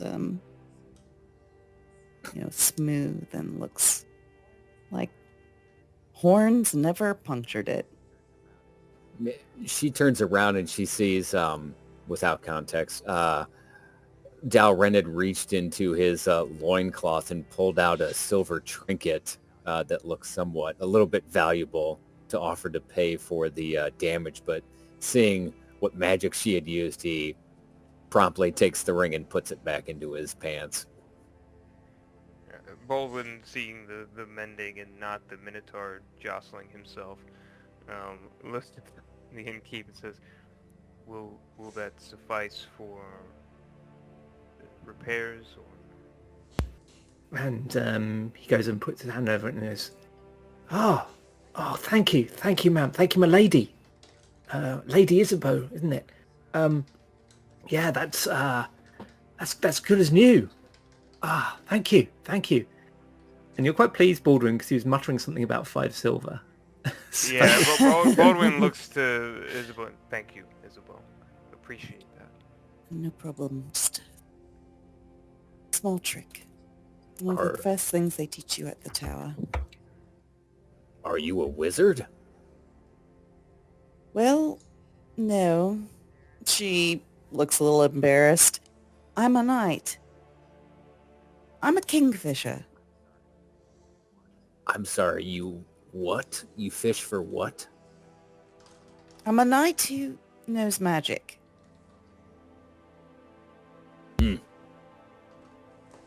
Baldwin, you can make a history check if you like, and probably Darius as well. Oh, and yeah, actually Dalrend as well. You can all make history checks. We'll see how this goes. Okay. Natural 20 incoming from Dalren. DC is 15 I'm looking for. Only one among you is big brain enough to know this. Yeah, okay, so I'm not seeing anything from... who am I not seeing anything from? Dalrend, I'm seeing, yeah, Dalrend, Darius, Baldwin. Oh, yeah, she doesn't get one. Okay, yeah, it's fine. So, Darius, yeah, Baldwin, you're... Something about this sounds a little... It's something odd, but it's on the tip of your tongue, you're not quite sure. Darius, you are... you think that the Kingfishers are part of the Solamnic Auxiliary that allows wizards in. Like members, so they're normally white-robed wizards. Can you make an Arcana check? Oh no. Oh no. DC 10. Ah, yeah, that's okay. You don't know anything else. Right. Okay, so that's what Darius knows for. So that name of Kingfishers rang a bell. Okay, someone walks into the inn, stepping over the torn shirt that's lying in a puddle of vomit outside. He makes his way in. He looks not quite like the Draconians you saw before. You know, obviously there's a vague similarity, but he's got a different build, a different kind of shape to his features.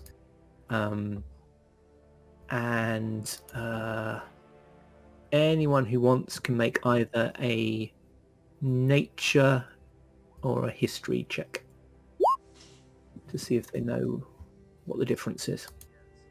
But he certainly seems to be a Solamnic Knight of the Crown, and he's heading over to you. Okay, 13. So Baldwin, yeah, you think you know that rather than being a Draconian, this is a Dragonborn, and you're a little hazy on the difference, but you know that they're like completely separate species, just like Kender and elves both have pointy ears, but they're a completely separate species. So yeah, they both got some kind of draconic heritage, but you're a little hazy on the difference. You think they both got some kind of magical origin, something to do with dragons, but there's a difference, you're sure, and you're pretty sure you shouldn't call him a draconian. Gotcha.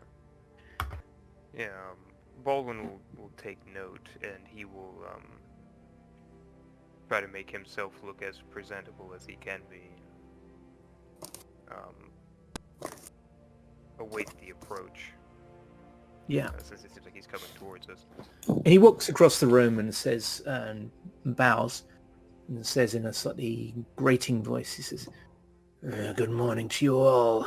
I am Delmer Vartesh." There seems to be a slight emphasis on the second word. "And I am a Knight of the Crown, stationed here. I have been asked to take you to the armory. 4 of you may choose weapons and armor, and the Minotaur may inspect that he may make his decision. These are my orders." Oh, good. I feel quite naked without my armor.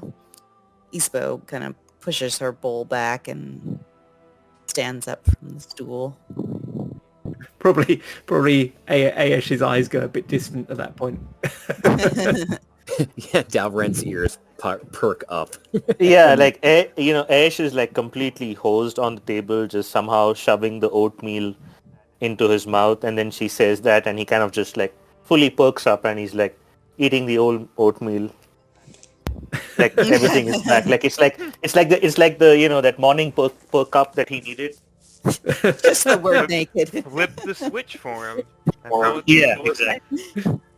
Keep that in the back pocket at all times. If we ever need Aish to do something like that. Hey, sex, perfect. You got it. Oh no, Aesh is slipping away, he's dying. And someone just goes, "Wait, is she naked? What?" Spits up. You feel a wave of inspiration. Yeah, that's how one goes towards light. And Baldwin, he nods. Well met. Good. It'll be good to have some protection again. It seems to be a dangerous place. He stands from his bowl of oatmeal. And there's a few other people coming in at the moment. And you realise actually as they come out from another room, there is one more room, but it wasn't available because Arden is in there. Actually, probably thinking about it, actually, Arden's probably in with you, Baldwin. Is he? Is he? No, actually, they probably put Aesh and Dalrend in together, Darius and Arden in together, and Isabeau, you're in with Kerin. Yeah. And and Jeffrem apologized last night because he couldn't give you your own room, but said he couldn't in all conscience have put her in with In Baldwin. the old days, people really slept, they shared rooms like up until like the 1920s, right? Mm, When you would stop at an inn, they'd have an extra bed. right. You'd share the bed. Oh, right. Yeah, she probably loves that. Right. Now he's just walking around the entire inn, just eating his bowl like nothing, like as if he just didn't drink guess anything mage last hand. night at all. Yeah. Life is suddenly better. Yeah. Yeah. Right. So you're all taken to the armory, and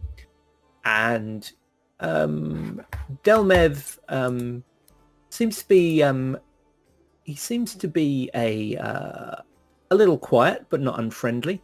Just seems to be someone who's just a little quiet but not kind of shy. He just seems to be comfortable in his own thoughts, and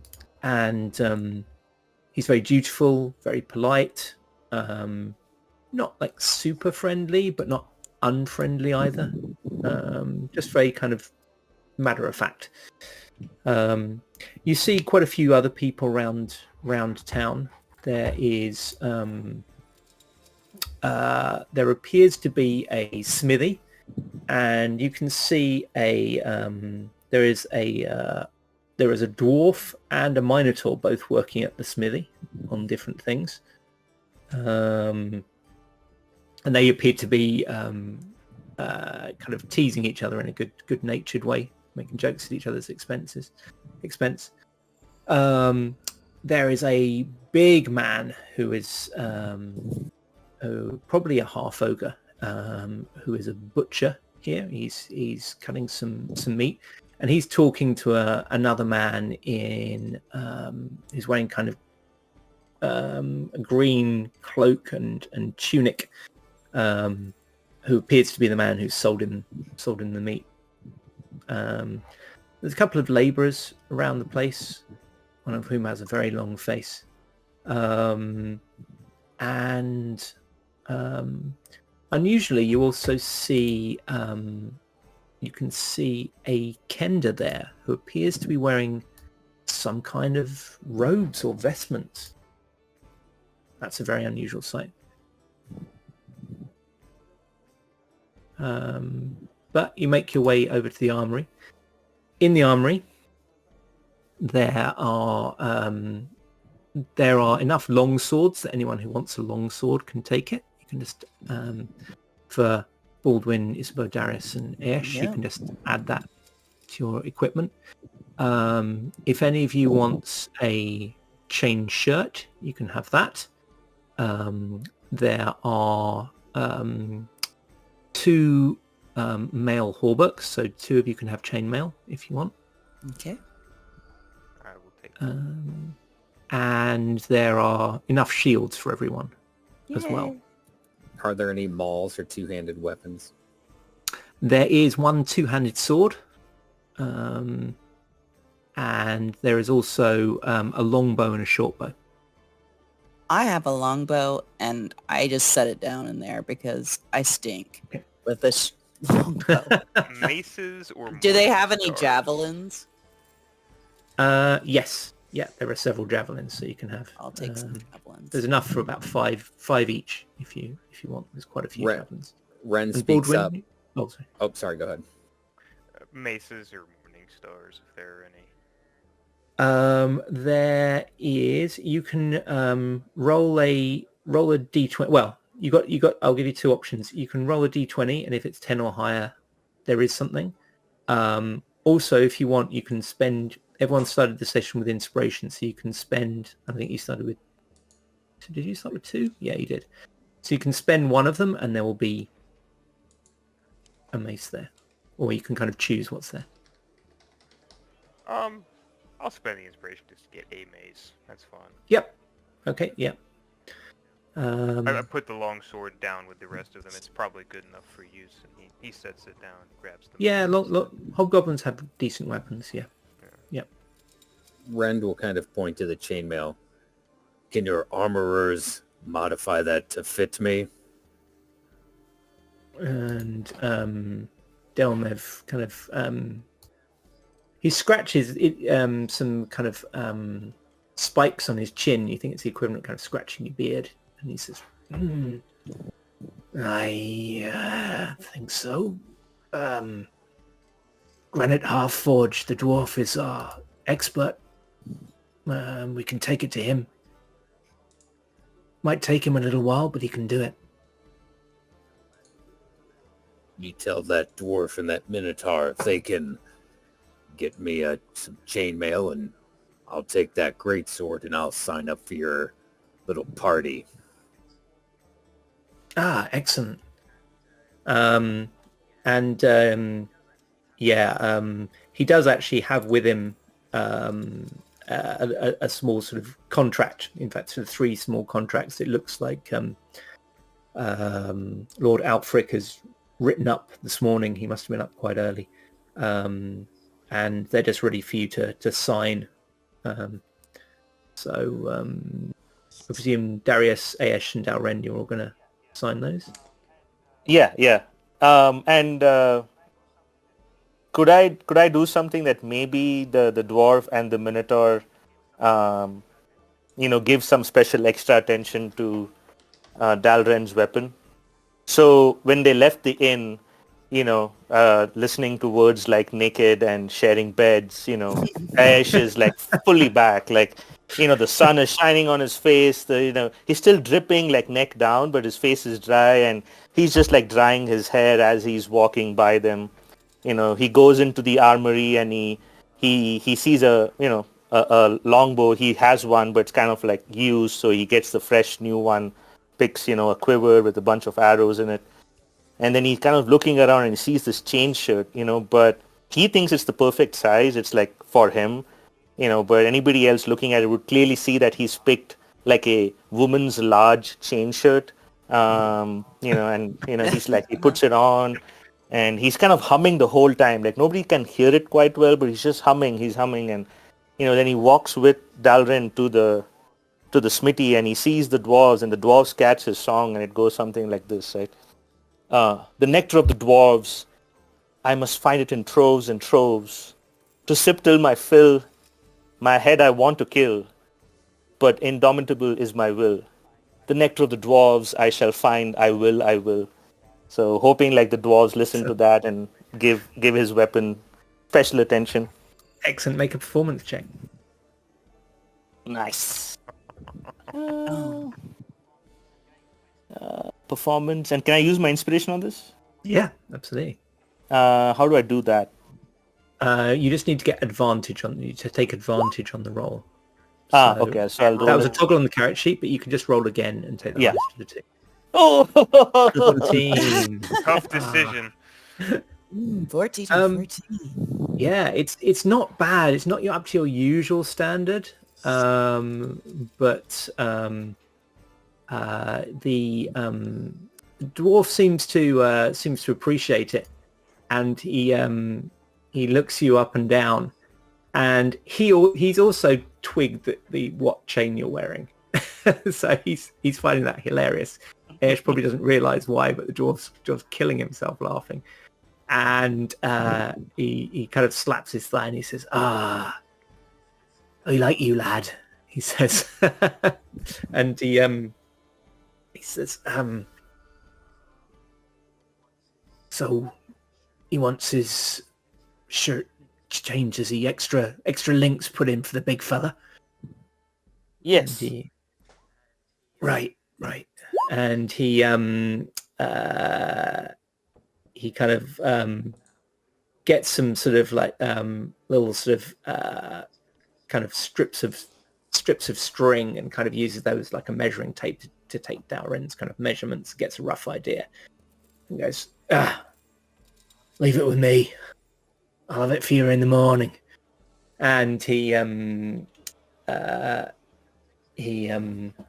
of takes the shirt, and then you can see he's kind of taking it, takes it over to someone, and he's like snipping some of the rings with some big, like kind of almost like tin snips, but bigger.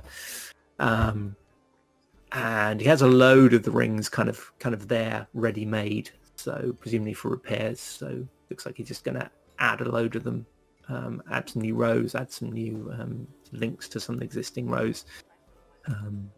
Nothing special, but it'll be the best fitting chain mail shirt ever. Yeah, that the Minotaur has worn. Right? Nothing special, but it just fits like a glove. Yeah, it's nicely fitting. Otherwise, it might have been quite badly fitting. The Minotaur is looking you up and down, Dalren.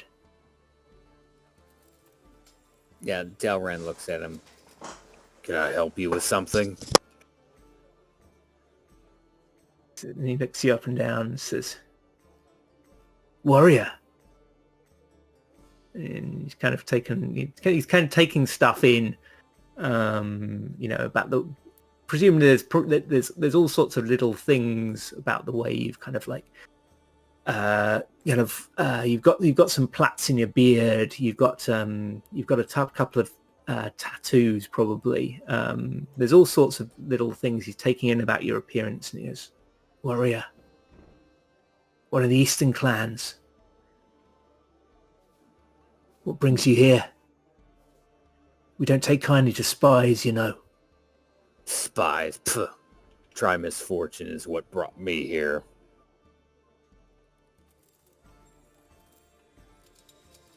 If you know anything about our kind, then you would Perhaps know. I'll even buy you a drink sometime. He's a little suspicious, but he seems...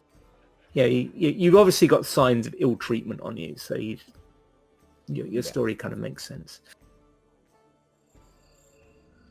Okay. Does anyone want to do anything in town before we skip to the evening? Baldwin has some things, for sure.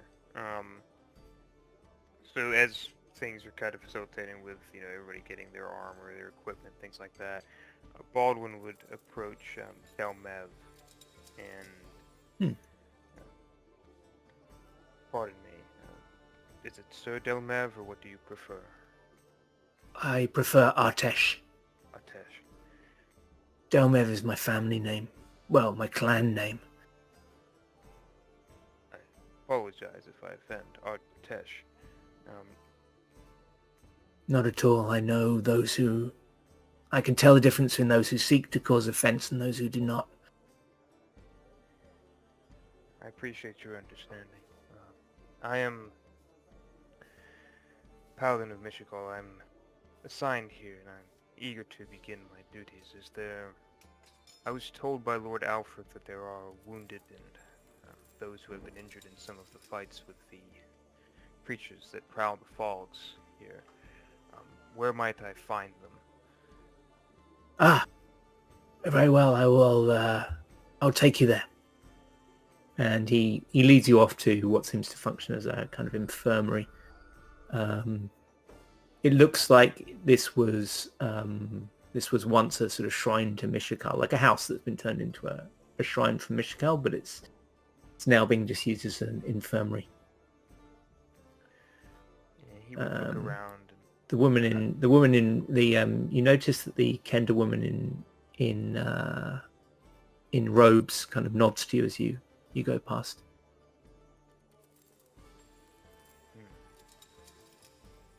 And is she inside is she here inside the building, or is she just outside of it? She's just outside. But as you go towards it, she'll kind of follow you in, and you realise she must have been in here earlier. But yeah, it's interesting. She's a Kenda, who you normally associate with being kind of very light-hearted, a little kind of free with other people's property, but very, very good-natured even when they're taking all your stuff. But she doesn't seem to be like that. There's almost a solemnity to her. And then she goes over and she's trying to sort of tend to one of the sick. Pardon me, miss. She looks and smiles and says, my name is Cassa, and you are... Baldwin of the Order of Mishakal. Might I assist you with your patient? She says, yes, please. I'm a follower of the gods, and she kind of, you can see she's wearing a holy symbol. She says, but I have no powers. It's not been granted to me by my goddess. Some of us are blessed, and some of us aren't. And she smiles a little kind of sad smile.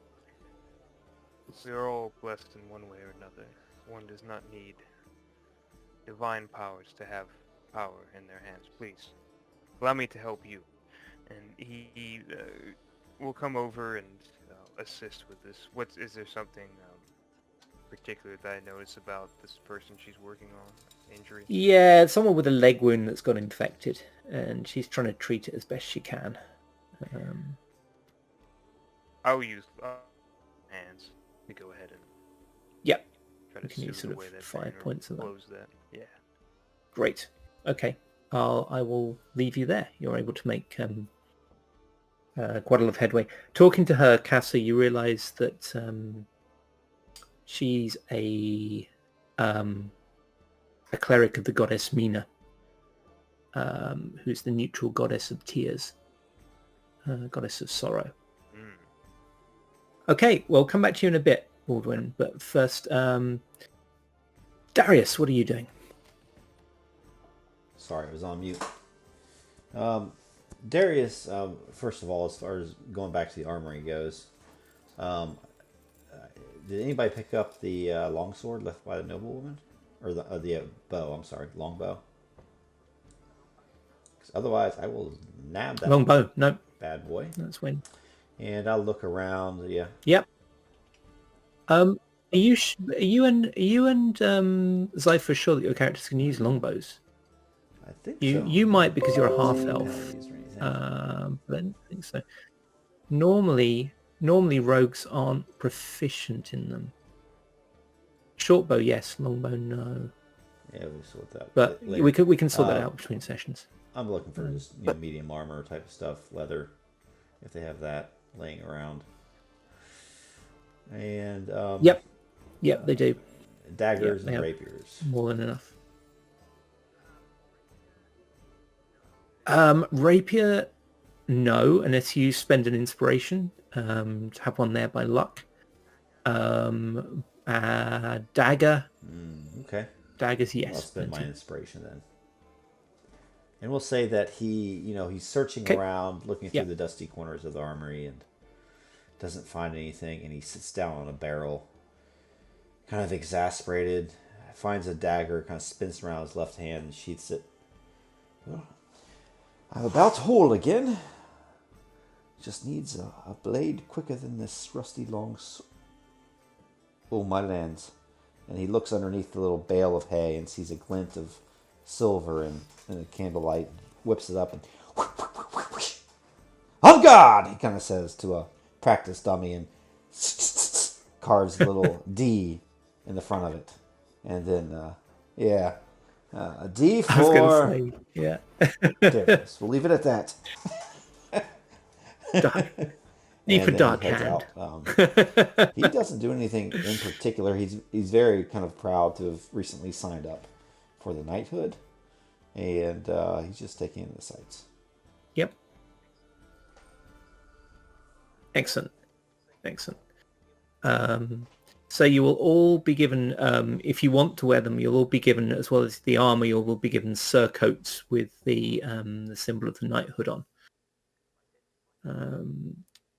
kind of identify you. That same kind of symbol that's on the flag over the gate. And Isabeau, you see an incident. Delmev Artesh had gone to take Baldwin over to what seems to be an infirmary, and comes back by himself, having left Baldwin there.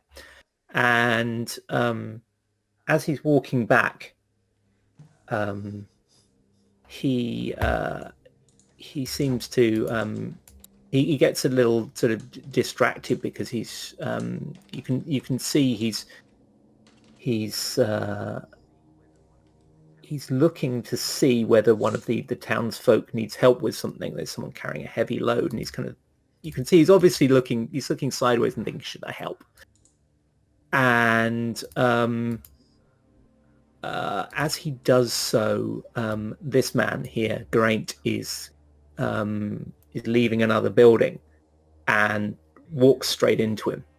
And being as Delmev Artesh is, Artesh is big and broad-shouldered, and Geraint is quite kind of slight built. Geraint kind of bounces off him and stumbles and almost falls into the mud, and his hand goes down into the mud, and he gets his knee in the mud, and then he kind of picks himself up, turns around to him and goes, "You clumsy fool! How did a creature like you ever get into the knighthood? You're a disgrace to your armor." And Artesh just stands there, doesn't say anything, just looks at him. Goes, "Look at you, dumb beast. No words to say? Can't muster them? Haven't got the intellect?" Still no response. And he sort of squares up to him, Geraint, and he's considerably shorter. He kind of squares up to him, looks up at him in the eyes and says, "You're lucky I'm not in command here. I'd have you out of those gates and fed to the wolves quicker than you could blink." And he turns around and stalks off. Delmev, just without words, just stands and watches him go, his head slightly cocked on one side. Isabel, feeling much more herself now that she's wearing mail again, watches this interchange with furrowed brows. She watches Grant walk off and then approaches the Dragonborn.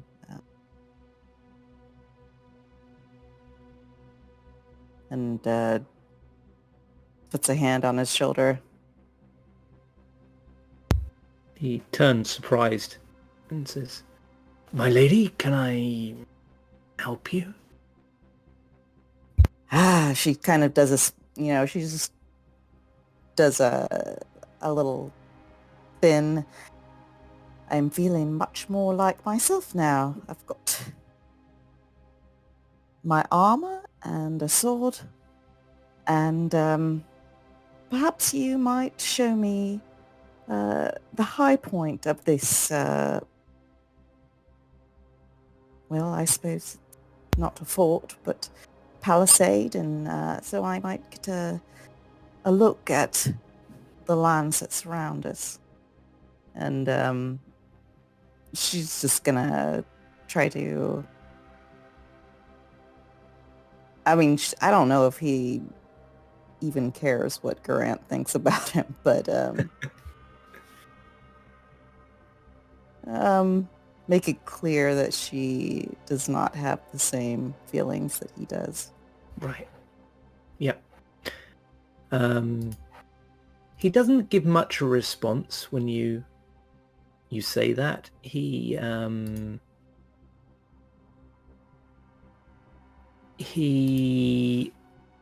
does, though, seem to quietly appreciate it. He doesn't say much, but there is a nod, and he looks at you for a second as if kind of taking you in and kind of some appreciation for what you've done. And then he nods again, a deeper nod, and says, "If you will follow me, my lady. And Good fear sir. not, I do not take my worth from the opinions, my self-worth from the opinions of others. My deeds are what I judge myself on." And she nods.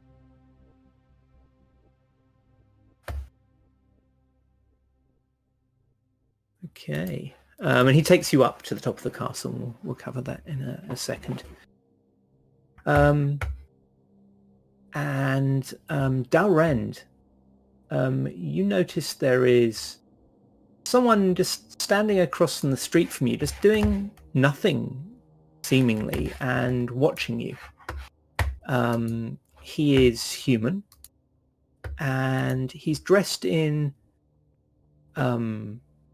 black trousers, black tunic, and a black cloak, no hood. And there is both about his clothing and his appearance in general a certain austerity. And he has a kind of cold look to him. And he's just staring at you. Not saying anything. Just looking. And when you turn and look back, he doesn't look away. He just carries on looking. Dalrend had been in the process of buying a replacement chitin, maybe something a little longer to knee length for when he's not wearing his armor. And as he kind of takes it in a sack provided to him, he turns and sees this individual, and he kind of looks away for a moment and then kind of feels like the fur on the back of his neck maybe stand up a little as he continues to stare, and turns back around and goes, kind of sees him and being straightforward, walks up to him and kind of stands over him. And if he doesn't move, he goes, "Can I help you with something?" And he pauses for a second, looks down, and kind of steeples his hand and rests near his finger against his lips. Perhaps? There's a minotaur here, so I'm clearly not the first one you've seen. What perhaps are you talking about? I'm just curious. You look like a warrior from the East, a warrior of the Empire, and yet you've willingly signed up with a Solamnic auxiliary. I'm curious as to why. And again he stops, purses his lips, and rests his finger against them. Dalrend, he stops for a moment. We minotaurs, just because we value strength, order in combat, does not mean we're all singular in mind. We can go out on our own if we so choose. Sometimes if we don't choose, what is it to you? I'm a scholar, if you will. And he gives us a flash of smile that never reaches his eyes. I perhaps am as much an unusual case as you are yourself. And he seems to look through you while he's talking and says, many of those with a talent for magic who wish to develop it and wish to become scholars, become wizards. And he shakes his head and taps his finger against his lips a few times. I do not follow the normal path. I am a sorcerer, yet I study. I have an interest in things. Do you understand me? I seek to look beyond. I seek to know the nature of things. And as he's saying, he looks you up and down. He's looking at all of you, and he's looking. You see, he almost traces one of your scars with his finger, and then pulls his finger back at the last minute. Interesting. There is a puzzle to you. I will puzzle it out. And he gives you another quick smile again, but again, it never reaches those cold eyes. And he says, you and I will talk again. Yes. And your name? Forgive me. I am Kalenius Hiran, sorcerer extraordinaire. And you, sir? I'm Dalrend. Dalrend. Of which clan do you hail? Which clan? I'm The funny thing is, you're not sure for various okay. reasons. Yeah. I come from a small clan. You've never heard of them. It is not important. Interesting. No clan pride. Oh, you are interesting, my friend. You are interesting. Yeah. And again, the smile flashes gone. The eyes cold, staring. And he says, we will talk. Yes, my friend, we will talk. And a good day to you, sir. And he bows low and leaves. Yeah, Dalrend does not return the bow or the farewell and just kind of crosses his arms, like feeling super creeped out. Yeah. And he was watches standing him next go. to you and just looking you up and down really slowly. Yeah. Really weird guy. Right. Aesh, is there anything you wish to be doing? Apart from the usual. No, he's just humming to himself, and like all this is happening around him, but he doesn't have a care in the world. You can make a perception check. Let's do that.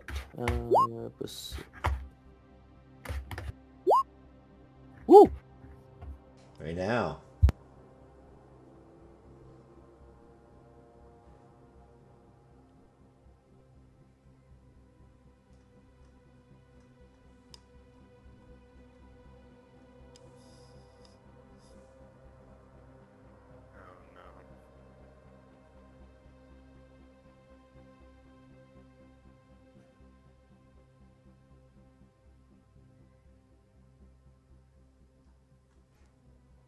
Wander, you muted. Yeah, don't hear you.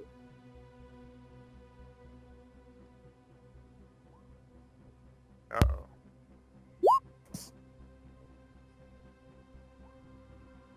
He's in deep thought.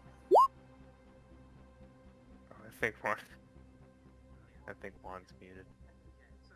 Oh, Hey, yeah, Juan, I'm you can't muted, yeah. hear. Yeah, sorry, did you hear what she was doing, or was I muted No, during that? yeah, you were muted. Didn't hear anything. Oh, sorry. Yeah. So, yeah, you see this lady here who came in with the other group, and she's sitting on an upturned barrel, and she appears to be whittling something, and it's something short, wooden. She blows through it and gets a bit of a note, and then lays it aside next to her, where she's got some others of different lengths, and you think she's making panpipes. Oh, I sees that, and he kind of strolls over, and he pulls out this little mouth organ, which is basically just lit pipes of different sizes just stuck together, and he kind of blows a tune through them. And she smiles and nods to him. She says, "All right, Ayesh, innit?"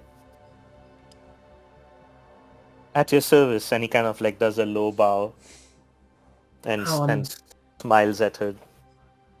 And she smiles and she says, "I'm Karen. Karen Wide Ranger, they call me. It was a bit of a joke because I never went anywhere.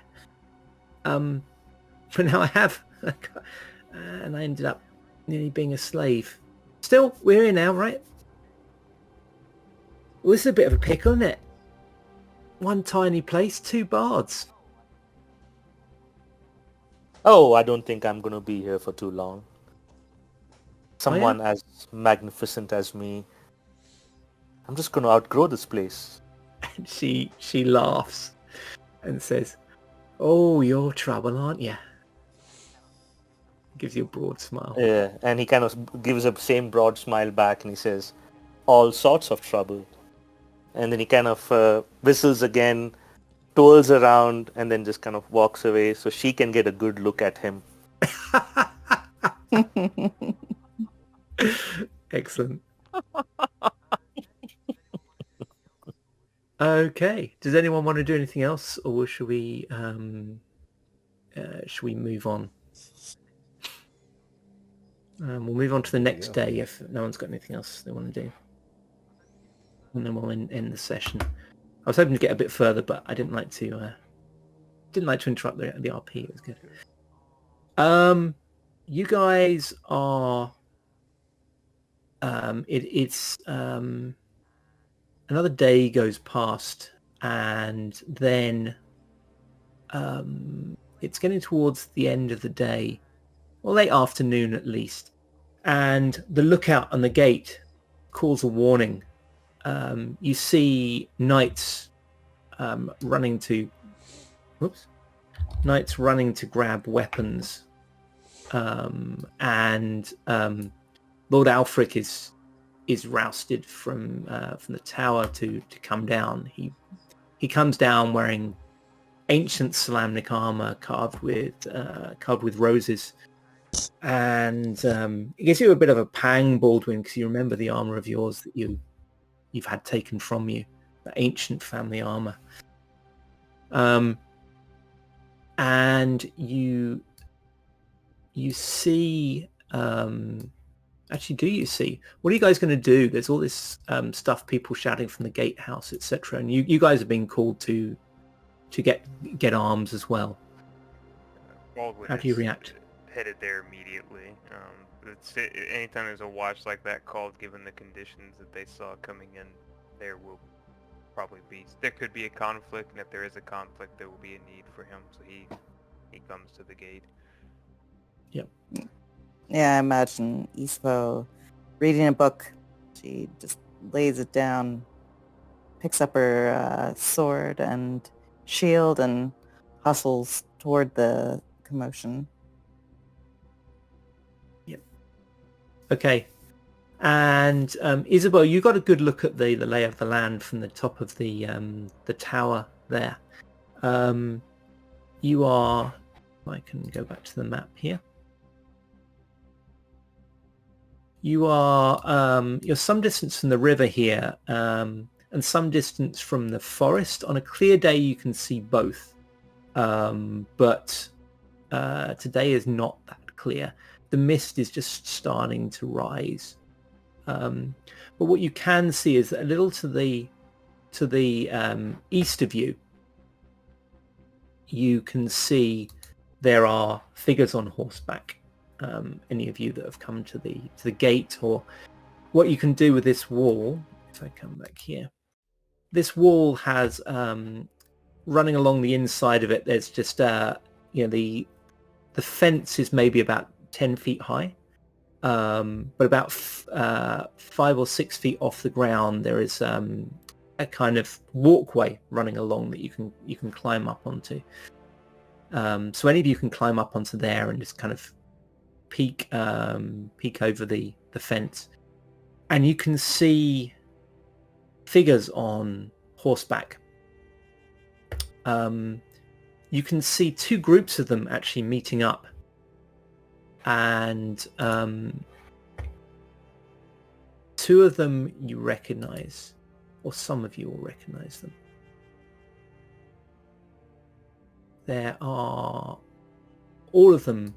For those of you that recognize the dark armor adorned with skull and lily patterns, they are Knights of Neraka, and their numbers exceed yours. These two have come from one direction with about 3 knights behind them, and then another group led by a woman who takes off her skull helm to reveal a beautiful but cold face, is leading another group of about 20. Some of you recognize from meeting him before, but this man, the right-hand man of the commander here, is a sorcerer. And it appears that two of those with this lady, who appears to be, again, under the same command, they're meeting up, and she's bringing 20 knights and 2 sorcerers with her. And some others that you think maybe 3 clerics.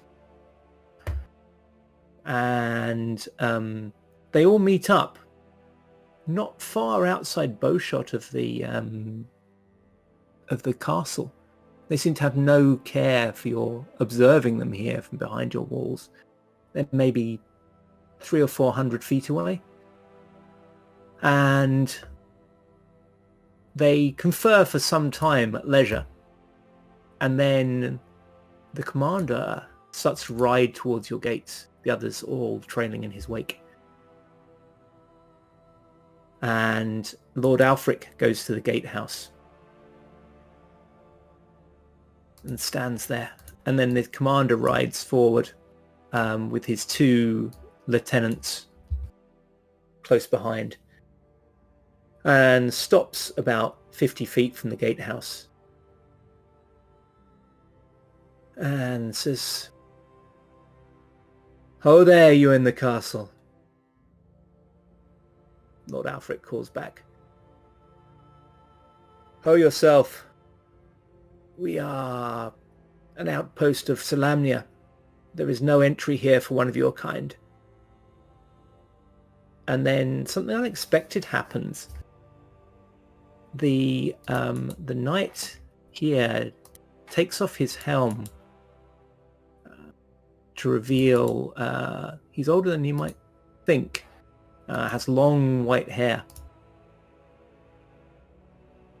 And he looks up at the gate and grins broadly and says, "Alfric, is that you, old friend?" And then we'll call it a day there. Dun dun dun. Dun dun dun. My mustache is Okay. superior Thank to yours. Shit. Thank Yes, Alfric's He doesn't mustache even- is definitely superior. Alfric has the better mustache, but then Corwin has the better hair.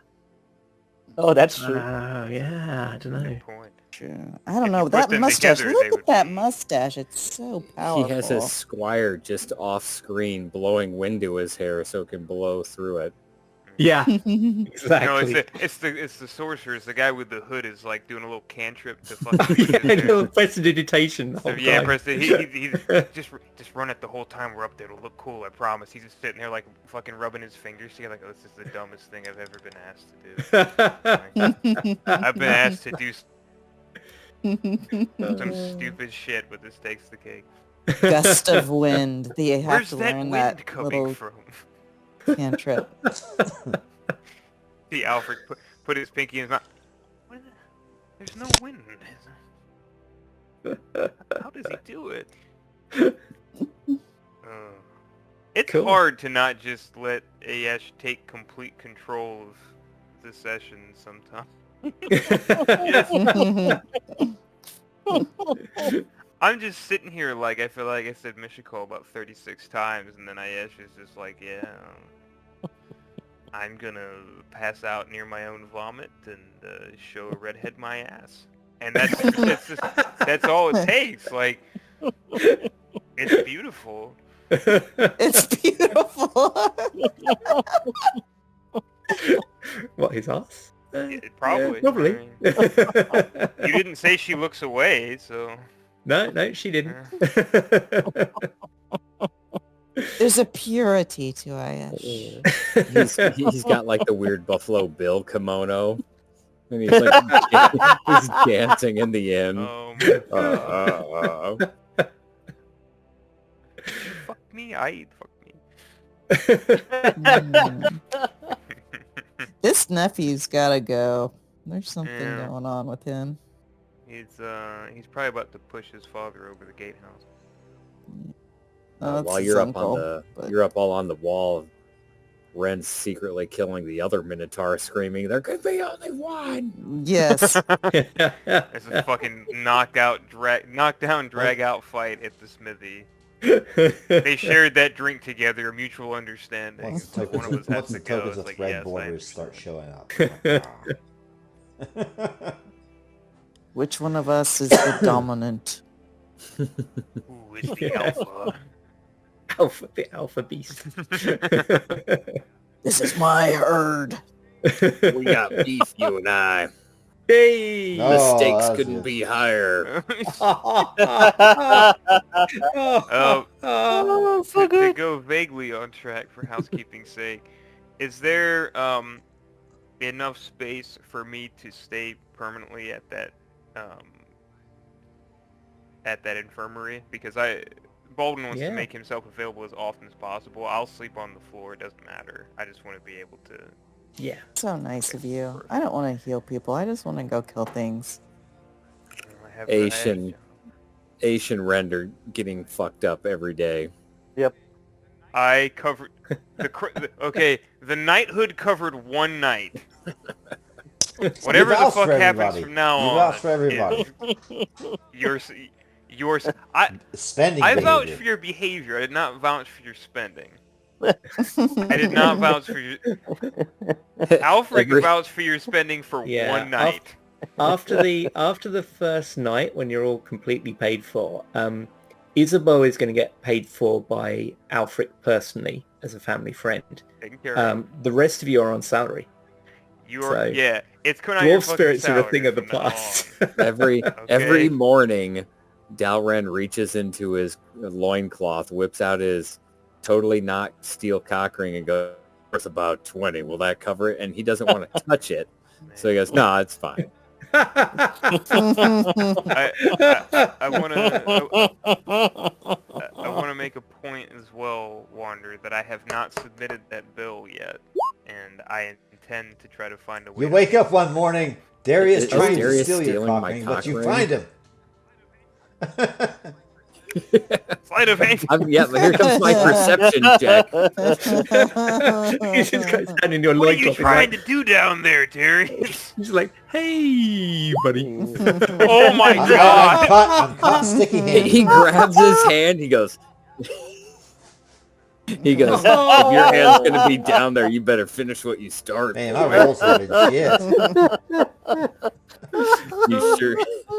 You sure do got a purty mouth there, I'm Darius. gonna stop recording now. I'm gonna do that like audio. Yes.